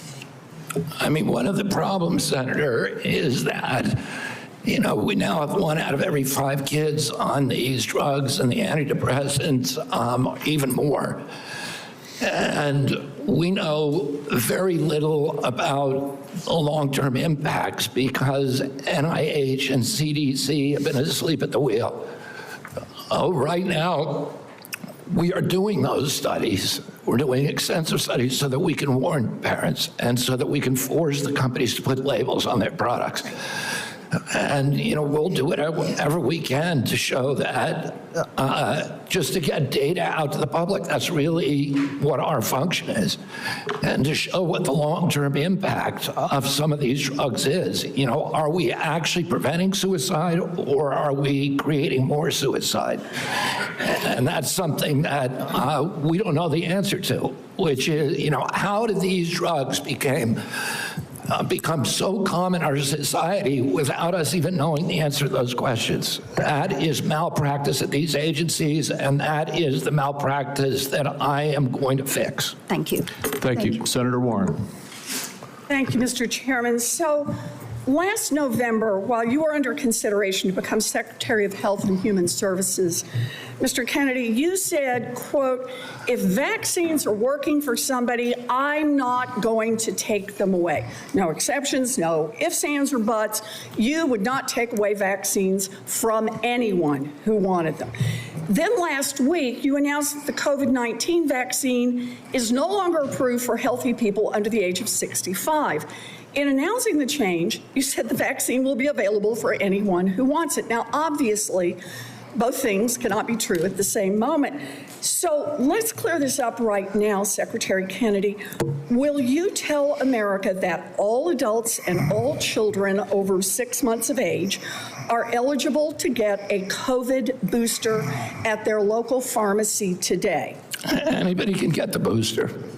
I'm sorry? Anybody can get it, Senator. Anybody. So you're saying that is now the official rule of HHS. Anybody is eligible to get a booster by just walking into the pharmacy. It's not recommended for healthy people. No. If you don't recommend, then the consequence of that in many states is that you can't walk into a pharmacy and get one. It means insurance companies don't have to cover the $200 or so cost.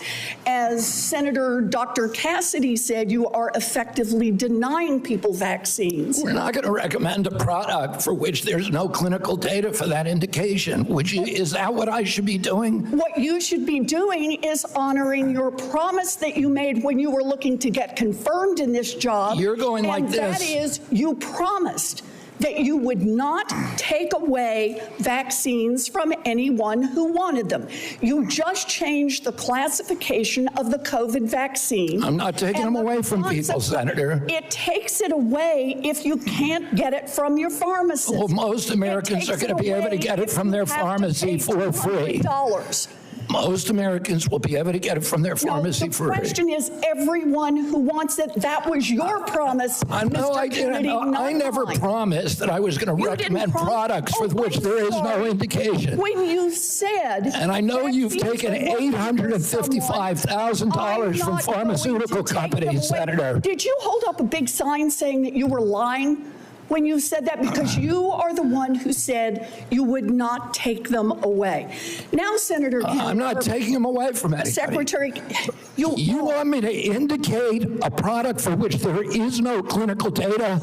Senator, is that what you want? Secretary Kennedy, you said you wouldn't, and now you did. I'm not taking them away. Everybody can get access to them. No, they can't walk into a pharmacy the way they could last month and get access to depends on the state. It depends on the states. A year ago, but they can still get it. Everybody can get it.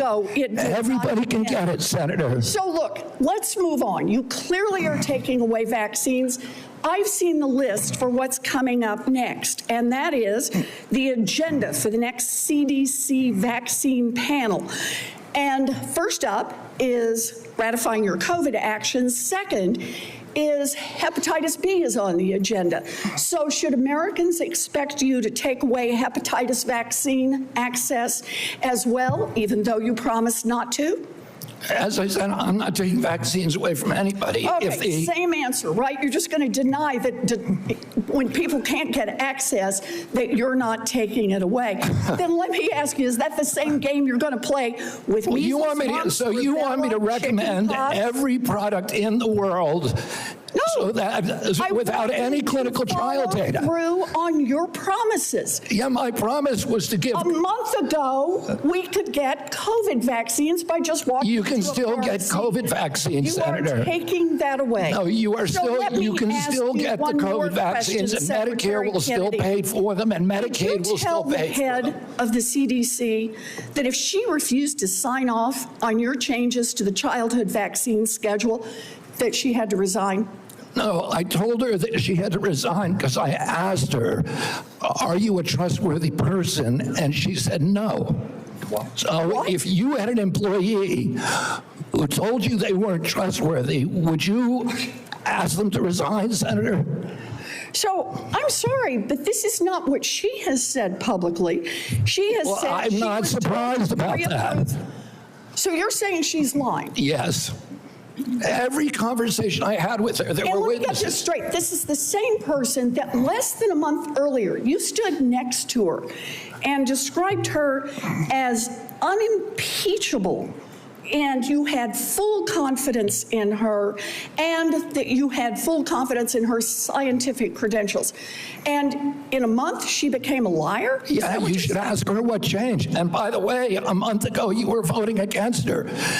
Oh, because you thought she was either incompetent, ineligible, or unsuited to the task. I voted against her because I was afraid she was going to bend the knee to you and Donald Trump. And it looks like she didn't bend the knee, so you fired her. Look, you're putting America's babies' health at risk, America's seniors' health at risk, all Americans' health at risk, and you should resign. Senator Sanders. Just want to pick up on Senator Warren's point. Are you telling us that the former head of CDC went to you, you asked her, are you a trustworthy person? And she said, no, I am not a trustworthy person? She didn't say, no, I'm not a trustworthy person. She said, no. I'm giving a quote. And I asked her twice. No, 1 second. And you're also repeating now that she is a liar, correct? What you wrote in the Wall Street Journal. If she wrote that I fired her because she refused to sign on in advance for the ACIP committee, no, that's not accurate. All right, so you're calling her a liar, and I look forward to her coming before the Health Committee, maybe this committee as well. All right, Mr. Secretary, I've got a bunch of questions. Appreciate brevity in answering it. So-called beautiful bill threw 15 million Americans off of health care, substantially raised premiums, and is going to have a terrible impact on nursing homes, community health centers, rural hospitals all over America. Very briefly, is that really making America healthy again? It's going to have it's going to be the biggest infusion of federal dollars into rural health care in American history. Yeah, you know why? Because you're cutting $150 billion for rural hospitals. You're putting $50 billion back. That's not an infusion. That's a loss of $100 billion. All right, next question. President Trump, who I don't usually agree with, called COVID vaccines, quote, one of the greatest miracles in the history of modern-day medicine that saved tens of millions of lives worldwide. Scientific community agrees with Trump. Lancet study found that it prevented almost 20 million deaths during their first year of use. Secretary Kennedy, are President Trump and the medical community right, or do you still believe that the COVID vaccine was, quote, the deadliest vaccine ever made? No, first of all, I didn't say that. Oh, I said that in terms of affairs reports a while ago. I said today, I think that President Trump should get the Nobel Prize. So who's right? Is Trump in the medical community right, or are you right? President Trump did an extraordinary piece of leadership. Is he right or wrong? Did COVID save millions of lives? As I said, he got Americans back to work. At that time, that particular vaccine was perfectly matched to the virus that was circulating then. And I have no idea how many lives it saved, but it saved quite a few.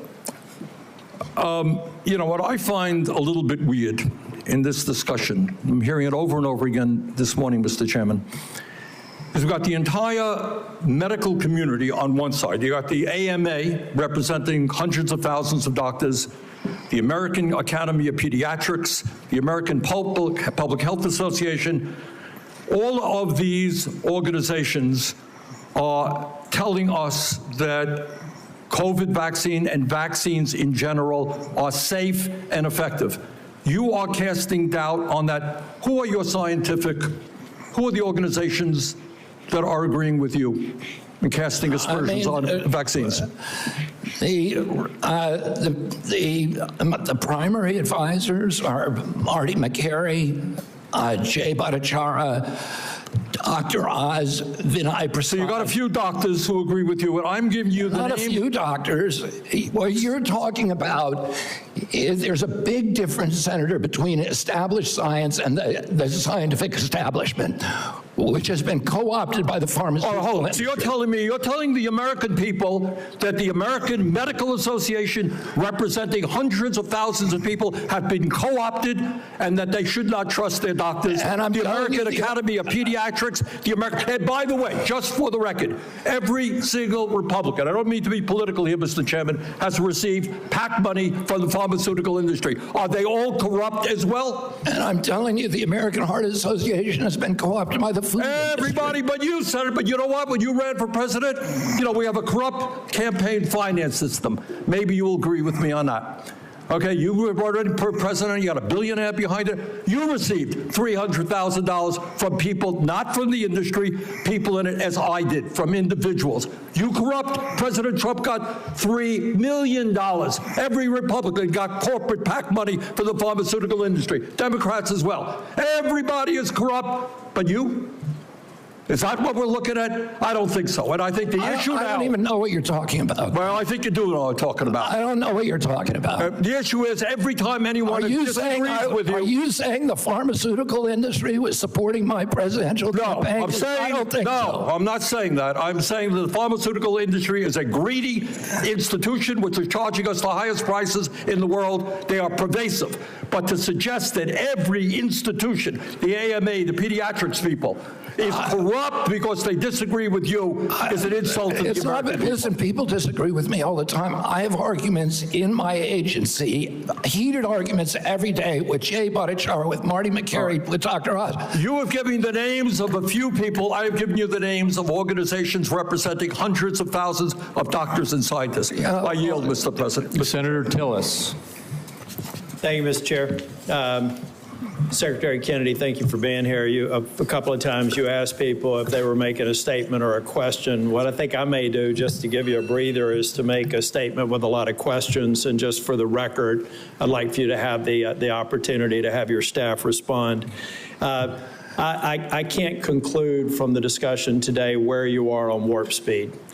So I would like the definitive statement on exactly where you are. Was it good? Was it bad? Were there things that worked? Were there things that didn't work? I can't discern that from what you said here. I, for one, think that it was a signature accomplishment of President Trump, and the mRNA platform is something. I agree with that. I look forward to you giving us a detailed statement on exactly where you are with warp speed. I'm not a doctor. I'm not a trial lawyer. I'm a boring management consultant. Another question that we'll submit in the record, I'll give you directionally where we're going. I don't see how you go over 4 weeks from a public health expert with unimpeachable scientific credentials, a longtime champion of MAHA values, caring and compassionate and brilliant microbiologist, and 4 weeks later, fire her because at least the public reports say because she refused to fire people that work for her. So as somebody who advised executives on hiring strategies, number one, I would suggest in the interview, you ask them if they're truthful rather than 4 weeks after we took the time of the U.S. Senate to confirm the person, just for the future nominee that we're going to have to consider. But I do also believe that some of your statements seem to contradict what you said in the prior hearing. You said you're going to empower the scientists at HHS to do their job. I'd just like to see evidence where you've done that, and I'm sure that you will have some. You will do nothing that makes it difficult or discourages people from taking vaccines. There seem to be several reports that would seem to refute that, but I'd rather you just respond to it. I'm not going to come here and impose my belief over any of yours. That, again, seems to be contradictory to the firing of a CDC director, the canceling of mRNA research contracts, firing advisory board members, attempting to stall NIH funding, eliminating funding for the I think $500 million for further mRNA research, and just want an answer for it. On H.R. 1, I believe you know my concerns about H.R. 1. I've had several meetings with, and H.R. 1 is the big, beautiful bill, OB3, whatever the brand is. But I'm still, I've got an office with 60 staff, including half of them in state office. I've had 3 different estimates of the economic impact on the state of North Carolina. Can I get your commitment? And I have been looking for somebody that's far more resourced than an office of 30 people up in here in D.C. to disprove my estimates with respect to the impact on North Carolina, period.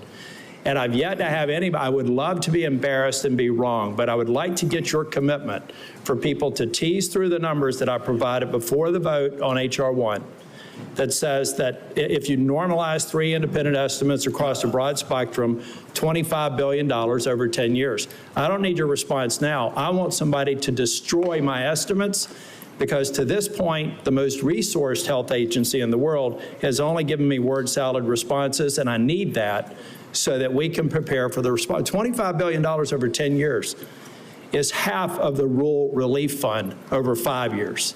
And so we just need to have that fact as a matter of policy so that we can go in North Carolina and absorb it. And I know every state's different, and I'm assuming every one of my colleagues here have done the math for their states, not focused on that. But I want you to destroy my estimates if they're in fact wrong, and I want you to acknowledge them if in fact they're right. That will come into question as well.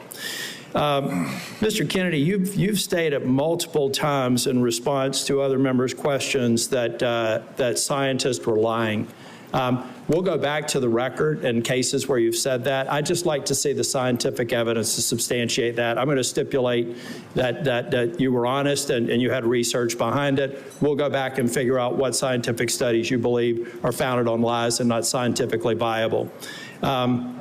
And then finally, I just want to give you an opportunity. Apparently in the exchange with Senator Bennett, you said you agreed with Dr. Levy's statements, who said that the mRNA vaccine causes serious cause serious harm, including death, particularly in young people. They said you agreed with that comment. Did you agree with that comment or not? I think that's true, yes. Okay, thank you. Thank you, Mr. Chair.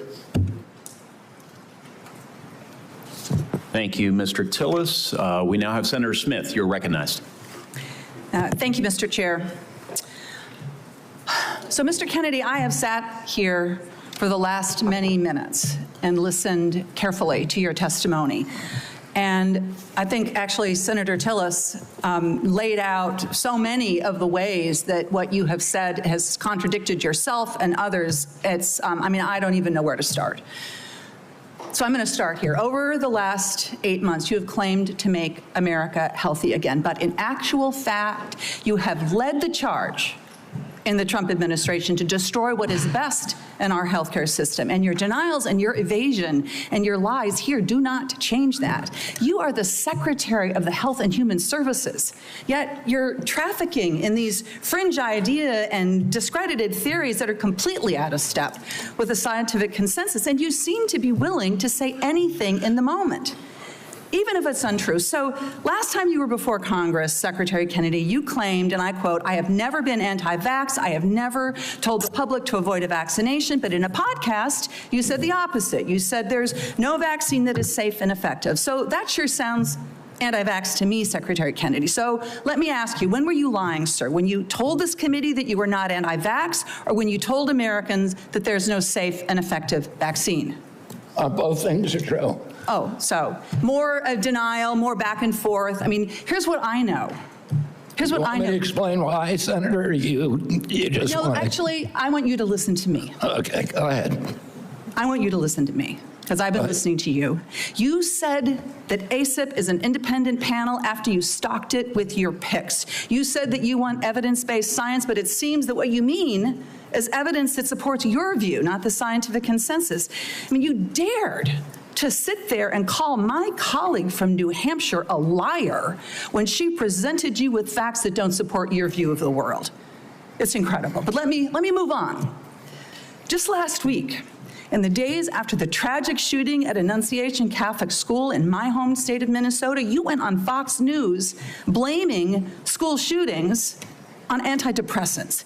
You have no evidence of that because you have no evidence of a connection. And you want to talk about... You're just saying something. You're just making stuff up. You know, this is what you say, right? Secretary Kennedy, when someone presents you with information that does not fit... I did not blame that shooting. I have no idea whether... I have no idea, and I never said that. You're making it up. You're twisting. Yeah, you are. Secretary you are being Kennedy, dishonest right now. If you want to talk about mental health and gun violence in this country, if you want to talk about mental health and gun violence in this country, we should be talking about that, because that's what the parents of Annunciation School You don't want to talk. You want to harangue, and you want to politically. You want to have partisan politics.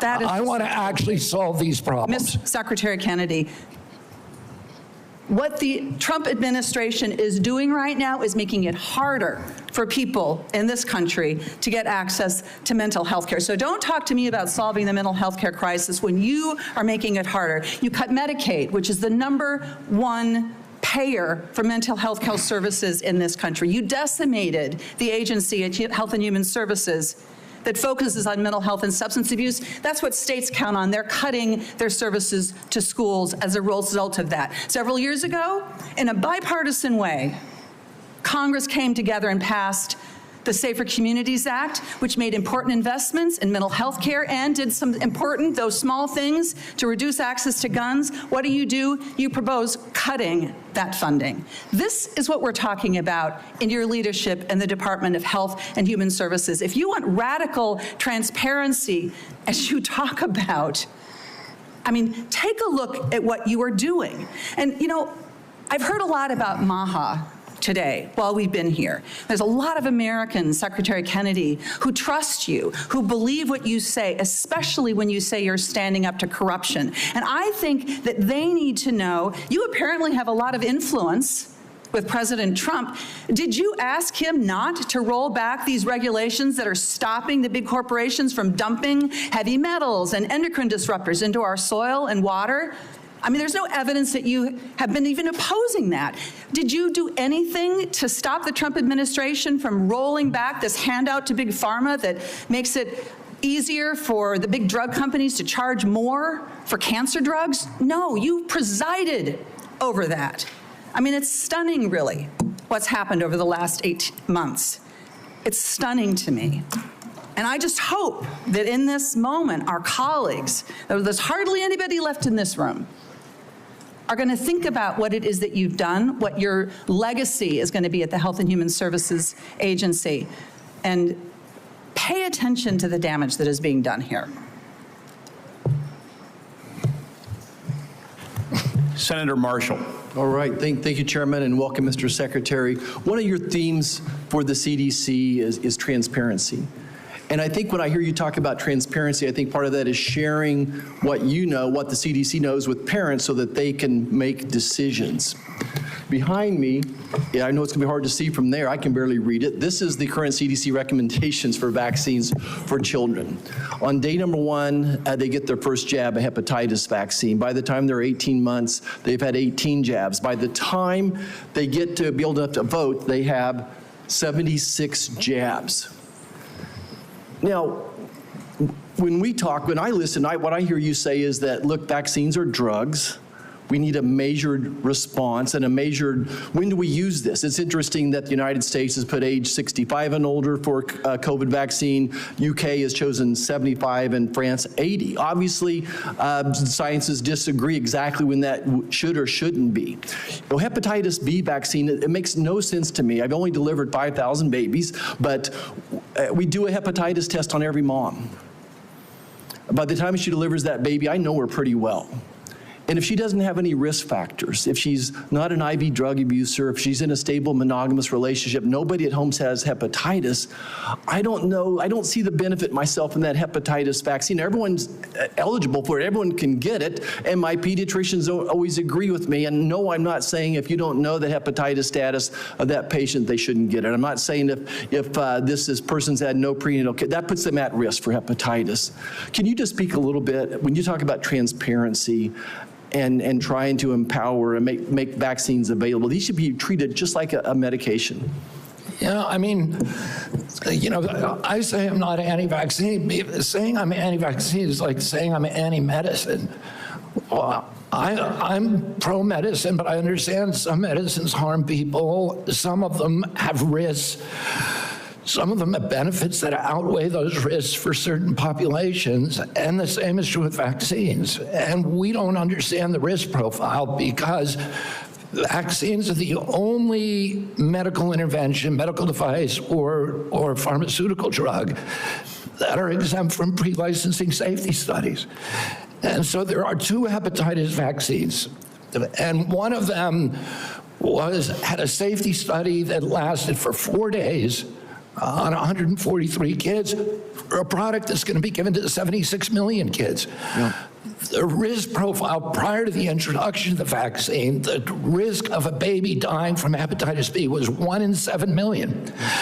That means you need to give 7 million hepatitis B vaccines to prevent 1 death if you're going to give 7 million. So, Mr. Secretary, and I guess before the press labels me wrong, I'm not anti-vaccine either. I think MMR's been a great vaccine. The DPT's been a great vaccine. Polio's been a great vaccine. Smallpox. So there are great, but it's the measured approach that we're after, the transparency. You're trying to empower parents here. What I feel the difference is, sometimes my friends across the aisle feel like there's a one-size-fits-all, that they should be telling parents what to do. And what you and I are fighting for is we want to empower parents to make these decisions. I want to talk about morbidity and mortality of COVID for just a second. It is so true that 2 things can be true, and I don't understand why, just the rabbit hole some of my colleagues are going down. There's a big difference. When I was out there practicing, doing volunteer work, I was so confused myself on the numbers. People dying with COVID versus from COVID. And we still don't have that message, and I think that's what I hear you saying as well. How many people died from COVID versus with COVID is a different answer. The situation today is so different when this monster virus was made in a laboratory in Wuhan, China, and none of us had ever seen this virus, and we had no immunity to it. But today, every American's had COVID a dozen times probably, and we built up immunity. I think that's why that both things are true. It was a miracle. Warp speed was a miracle, what President Trump and his team did, and it saved millions of lives most likely. But it's also true that it probably killed some people. Like most vaccines do, there is a death rate associated. So both things are true. Anything else you want to clear up on the morbidity, mortality of COVID and COVID vaccines? Well, I think you just cleared it up. The COVID vaccine was critical. President Trump's leadership got it to us when our society was locked down. It allowed us to open up. It was, as I said, perfectly matched to a virus that was new in the experience of humanity. And so it was a miracle. Right now, we're dealing with completely different circumstances, where the virus has mutated, where it's much less dangerous, where there's a lot of natural immunity and herd immunity. And so the calculus is different, and it's complicated. And, if you just want to turn everything into a soundbite, it makes it, you can't have a grown-up conversation. But, there were more reports to VAERS, which is the only surveillance system that we have, of injuries and deaths from that vaccine that all vaccines put together in history. So we have to acknowledge that there was a cause. We acknowledge that there was a benefit. We can't quantify either one because of the data chaos at CDC, and that's all I'm saying. And they think I'm being evasive because I won't make a kind of a statement that's almost religious in nature. Did it save 1 million lives? Well, there's no data to support that. Or maybe data, there's no study there's modeling studies, there's faulty data. I'm not going to sign on to something if I can't do it to a scientific certainty. It doesn't mean that I'm, anti-vax. It just means I'm pro-science. Thank you. I yield back. Thank you. Senator Lujan. Thank you, Mr. Chairman. Secretary Kennedy, Dr. Daskalakis, who recently resigned as director of the National Center for Immunization and Respiratory Diseases, his resignation letter stated he and his team were never allowed to brief you. I'm curious who you're listening to, since it's clear you're not listening to qualified experts like Dr. Daskalakis. Can you give the committee the name of the person? I don't consider Dr. Daskalakis. Mr. Secretary, the question that I have for you is, can you give the committee a name of who you're getting briefed by? I'm getting briefed all the time by CDC. Just a name. Well, Dr. William Thompson's one name. Thank you very much, sir. Now, but I can get you a whole list of others. It's on my schedule. Mr. Secretary, that's not a hard question. You know a lot of answers. I'm not being evasive. Okay, then you answered it. Let's go on. Now, you said that you're soon going to release a study claiming to reveal the cause of autism, timed unsurprisingly with the upcoming ACIP meeting to justify taking vaccines from Americans. Now, as you know, autism affects millions of children, so I'd guess you'd have the nation's top medical experts working on this. Mr. Kennedy, you hired a man named David Geyer to conduct this study. Is that correct? No. Is Mr. David Geyer working for HHS? He's a contractor, but he's not conducting a study. He's a contractor? He's a contractor. Do you know who works for you, Mr. Kennedy? Yeah. Do you know that Mr. Geyer is listed as a HHS on the employee directory as a senior data analyst, not a contractor? He's a contractor. He's not an SGE. So is your website wrong? He's not an SGE. I don't know what. I'm going to pull up the website for you. He's a contractor. If the website says he is a senior data analyst, will you at least admit to the committee? Well, I don't know if a contractor can be classified as a senior data analyst or not. Is Mr. Geyer a doctor? No. Did you know he never went to medical school? He's not practicing medicine. Did you know that he got caught in Maryland and was charged for practicing medicine without a medical license? He was charged by a medical board, he sued the medical board, and the medical board was found to have acted in actual malice and was fined $2.6 million by a judge in Maryland for doing that. See, so you choose to know a lot when you want to know a lot. It's incredible, Mr. Kennedy. Senator, you're ridiculous. So here's the question I have. You brought him in to do this study. I think there's no question about I told you he's not doing a study. Is he participating in the study? No. What Is he doing any analysis in regards to this study? No. What he's doing is getting access to the Vaccine Safety Data Link, which is the biggest repository for vaccine information that your friend would not give us for 7 months. For Mr. 7 Secretary, months. let me ask you this question, just so because you know the answer. What is Mr. Geyer doing? He is the only one, because Congress ordered CDC to open up the VSD to him in 2002. He's the only outsider who's ever seen it. So because CDC will not give us, they have Mr. Secretary, is he participating in this then? No, but you just said he's the only dude that knows what's going on here. Do you want me to explain it to you, Senator, or do you No, because just you're want to confusing me, show? Mr. Do you just want to showboat?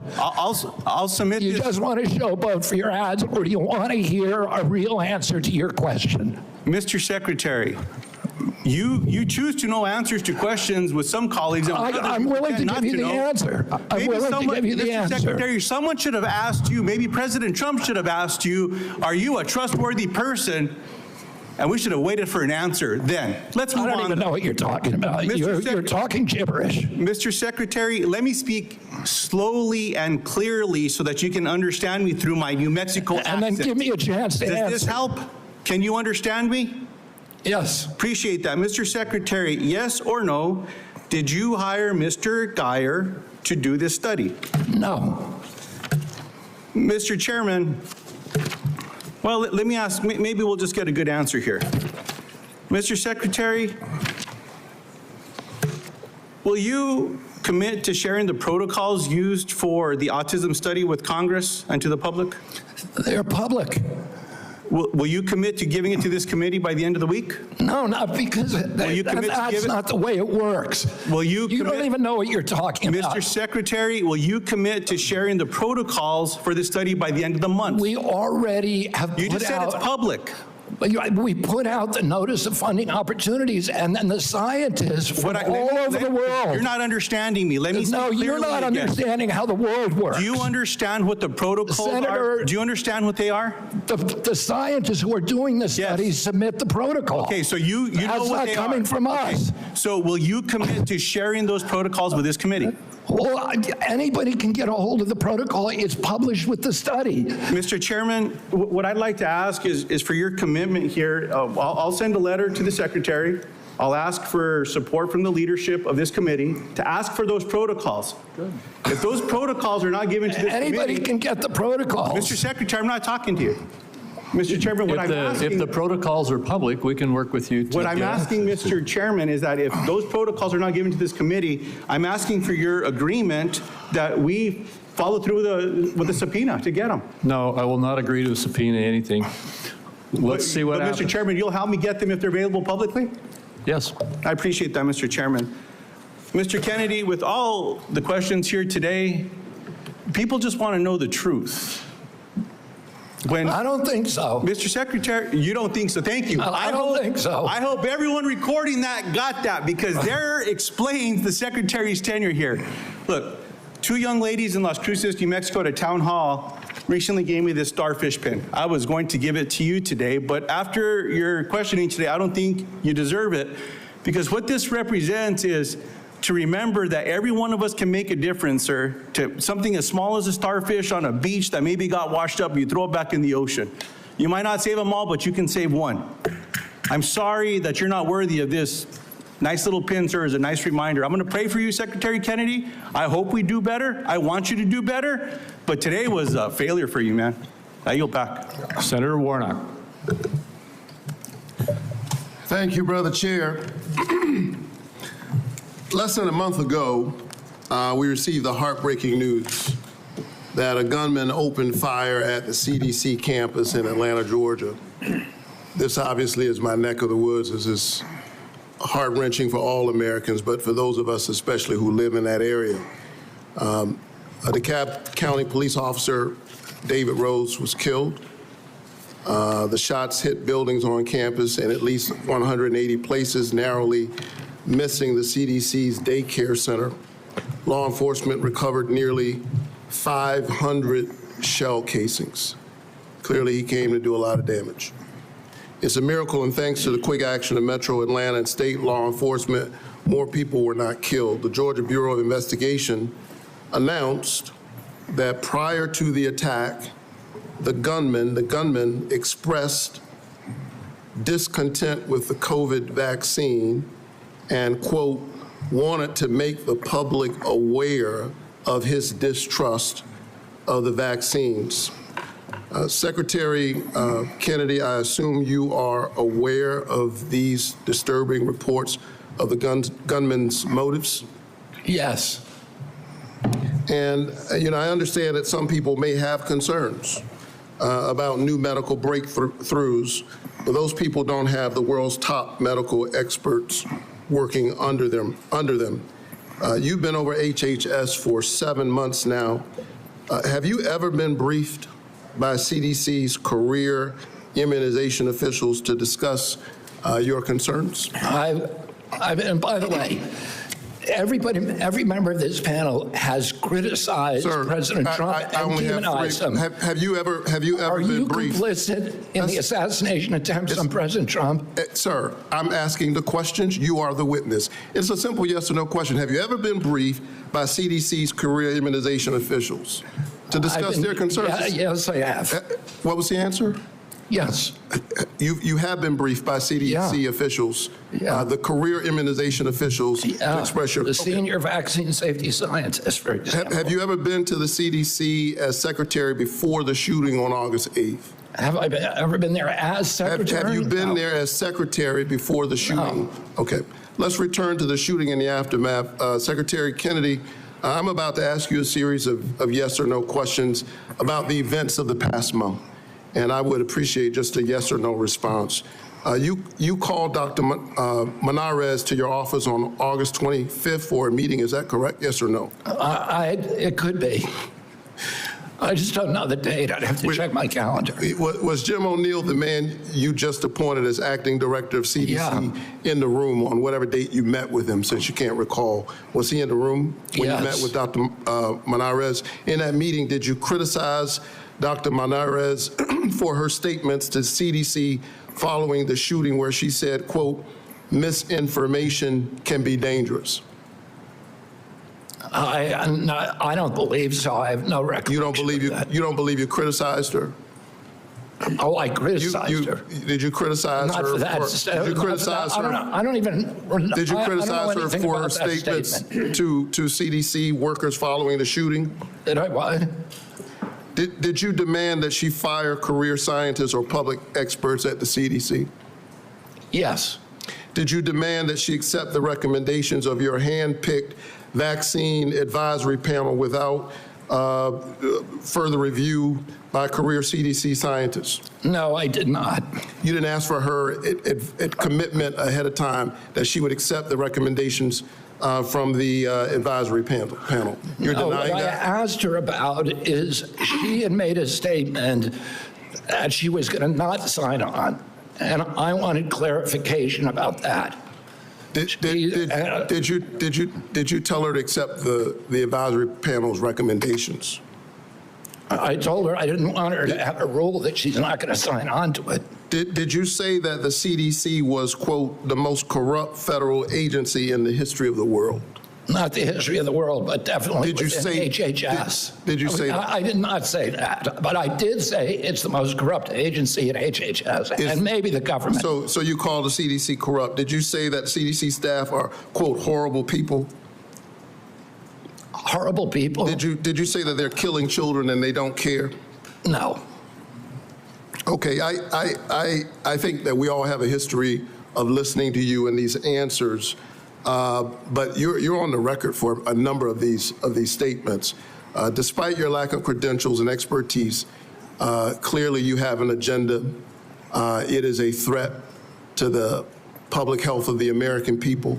It's clear that you are carrying out your extremist beliefs, which is why you attempted to fire Dr. Manarez. We're the sickest people in the world. Sir, we're the sickest people on earth. I'm speaking. How am I a threat? Secretary Kennedy, for the first time, we're seeing deaths from children from measles. We haven't seen that in 2 decades. We're seeing that under your watch. You are a hazard to the health of the American people. Can I respond to that, Senator? No, I claim back my time. We need to wrap You are a hazard to the health of the American people.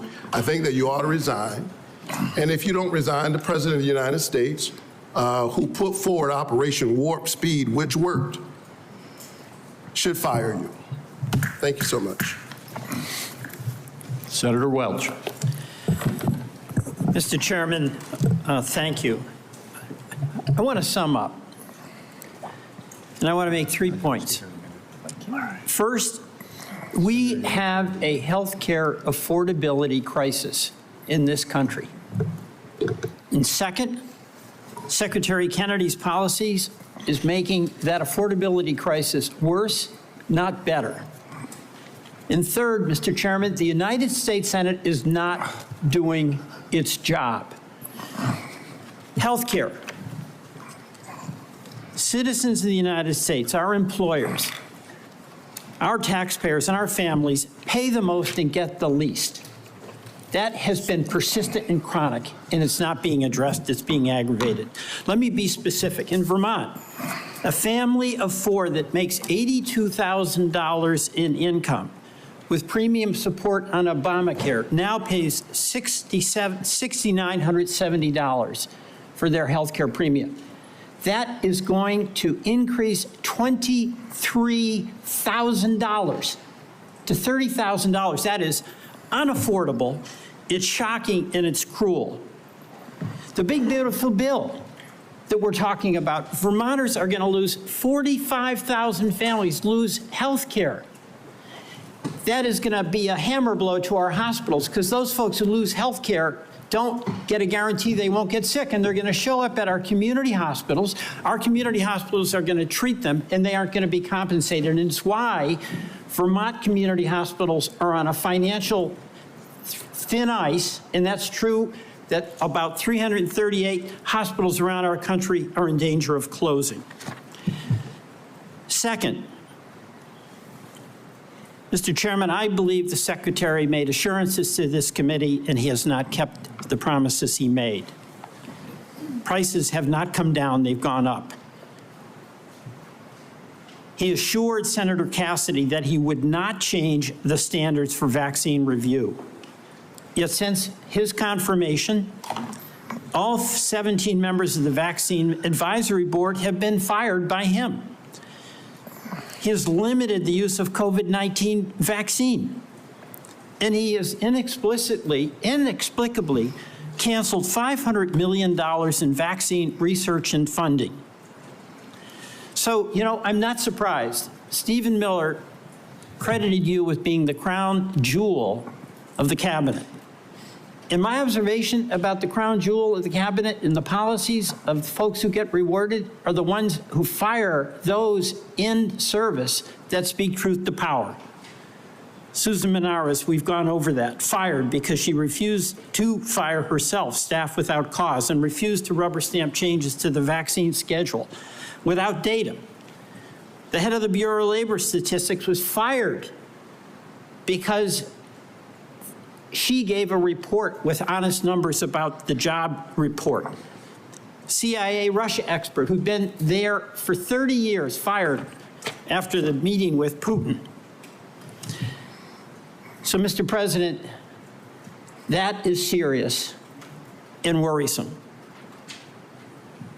But I want to finally end by challenging us in the United States Senate to do our job. We have a constitutional responsibility to be a check and balance. And the fear of our founders was that there would be a concentration of power in one branch, and that would lead to catastrophic consequences for our country. And what has Congress done?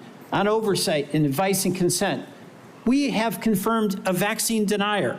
On tariffs, we've given up our constitutional responsibility. On appropriations, we're bending the knee to an administration that is rescinding and decided what to spend and what not to spend, despite what our law in a bipartisan way was passed. We cannot cede power, and there are consequences. A crumbling healthcare system, a deficit exploding, and our allies losing faith in us. Mr. Secretary, in the past, you have accused some of my colleagues of being in the pocket of pharma shills. You did that with Senator Warren today. You've done it in the past with Senator Bennett and Senator Sanders. You are not a pharma shill. But I believe we have to fight pharma and bring down the prices. And Senator Cortez Masto spoke about the legislation that we now have that would reverse the $5 billion handout to big pharma in the One Big Beautiful Bill. And when I leave today with Senator Wyden, we are going to go to the floor and seek unanimous consent to pass our legislation that would reverse that giveaway. And I ask you to put your policy in your body where your mouth is, and join us in supporting that bill to restore price negotiation power so those pharma prices can come down from being the highest in the world to something within range of reason. Mr. Chairman, I yield back. Thank you very much. Senator Young. Welcome to the committee, Mr. Secretary. It's my intention not to raise my voice and to give you an opportunity to respond to an inquiry. I'm going to begin with long COVID. It shouldn't be surprised to you, during each of our meetings, we've discussed my interest in making sure our government does its part to address this challenge, which afflicts, by most recent estimates, over 20 million Americans. They have been diagnosed. There are a number of others we know that go undiagnosed. Over 400 million people worldwide suffer from this at a cost of $1 trillion a year, which is roughly 1% of global GDP. This, we know, has had impacts on participation in the workforce, therefore our own GDP. So it's serious on a number of fronts. It's my hope we can come up with some therapeutics for this condition. One of the real barriers to that is seeing that we are able to launch more clinical trials. I want to get your update on how the clinical trials are going, what plans you might have in the works to increase the number of clinical trials as it pertains to long COVID. Yeah, Senator, there was a project funded, a long COVID project at NIH. There was a huge amount of money spent on it. It yielded nothing. I agree with that. Right, and I think you know that we are doing now a different approach. We're launching a long COVID consortium. We're bringing together the best doctors in the country who have developed reputations for being able to treat long COVID. And one of them is a doctor that actually... Dr. Bruce Patterson. Yeah, Bruce Patterson, and then Dr. Jordan Vaughn, also from Florida. There's a number of them who are doing spectacular things where patients are reporting extraordinary progress. We want to get them all involved, all in one room. We want to identify the protocols that are working. This is something that did not happen during COVID. It was all ivory tower science, and the doctors who were on the ground were ignored. The same thing happened during the HIV crisis. Yes. And we're trying to do something different, which so is my time's really limited. You mentioned ivory tower. And so that's a segue into a statistic that I've become familiar with over the years. It takes roughly 18 years for proven interventions, pharmacological or other types of medical interventions, to make their way out into the field. If we assume, I think a conservative estimate, 12 to 15 years until we have any really acceptable therapeutics for a long COVID, that's a cheerful estimate. Plus the 18 years until it finds its way into clinical practice, people roughly my age will pass. Actuarially speaking, they will pass before there's any acceptable therapeutic. So we need to accelerate our current activities. Can you give me a couple of things you're going to do to ensure that we accelerate our development of therapeutics? I mean, the best solution is the same kind of solutions that we should have been pursuing during COVID, which is off-the-shelf approved drugs for that are there already. Yes. So you don't have to go through. It was recently reported that all the major pharma companies, I'm sorry if there's one good student exception, are serving as barriers to clinical trials. It's How can they bizarre. repurpose? It is bizarre that that's happening. Okay, We are you're the seeing that Secretary of happening. HHS. Will you be cracking down on this lack of Yes, cooperation? yes. Thank you. Yes. Thank you so much. Will you also be exploring research partnerships with other countries, seeing as I've established this is a global challenge? Yes. Okay. And that's what we should have done during HIV. It's what we should have done during COVID. Yes. Will you also be exploring whether ARPA-H, which has different research sort of protocols than NIH, NIH is very good at what they do, but it takes them a really long time to prove things because of their rigorous process. ARPA is more practical, right? And so one could imagine ARPA-H tackling this challenge. Will you be encouraging? We're absolutely open to that, Senator. Okay. Will you be working with me and other members of the committee on your aggressive strategy as it continues? Yeah, to and be looking for articulated? good ideas everywhere. Okay, the last thing I'd like to briefly touch on with the chairman's indulgence is just recognizing the president's leadership as it relates to the appropriate use of civil commitment to deal with homelessness challenges, mental health challenges, et cetera. He's taking a look at these practices. This can be a difficult conversation for so many of us, but I think it is worth considering whether government can play a more assertive role in helping people off the streets who have serious mental illness get off the streets, receive the sort of treatment they really need to be healthy. Can you provide some very brief thoughts on this topic, and maybe then I could follow up with a phone call? On the topic of civil commitment. Yeah. We can follow up, It's Mr. mainly Secretary. happening in the States, so I want to hear your ideas on it if there's something that you think. Yeah, I think the president said, you know, we ought to take a look at it. If there's somebody in 20-degree below zero temperatures consistently in Washington, D.C., and they're believed to perhaps have mental health challenges, might we consider how to offer them care and in and you know, in a there's controlled setting rather than allowing them to freeze to death? Might that be humane as we reconsider perhaps the two of application you of our can laws? follow up on that with each other. All right. And Mr. Secretary, you've been here just like a minute or so under 3 hours. We appreciate that. We're not quite done yet. Senator Wyden has asked for one more round, so I said he, as the ranking member, should have the right to have one more round of 5 minutes for himself. And so Senator Wyden, why don't you go ahead? Mr. Secretary, we'll keep this brief. I want to ask about mifepristone.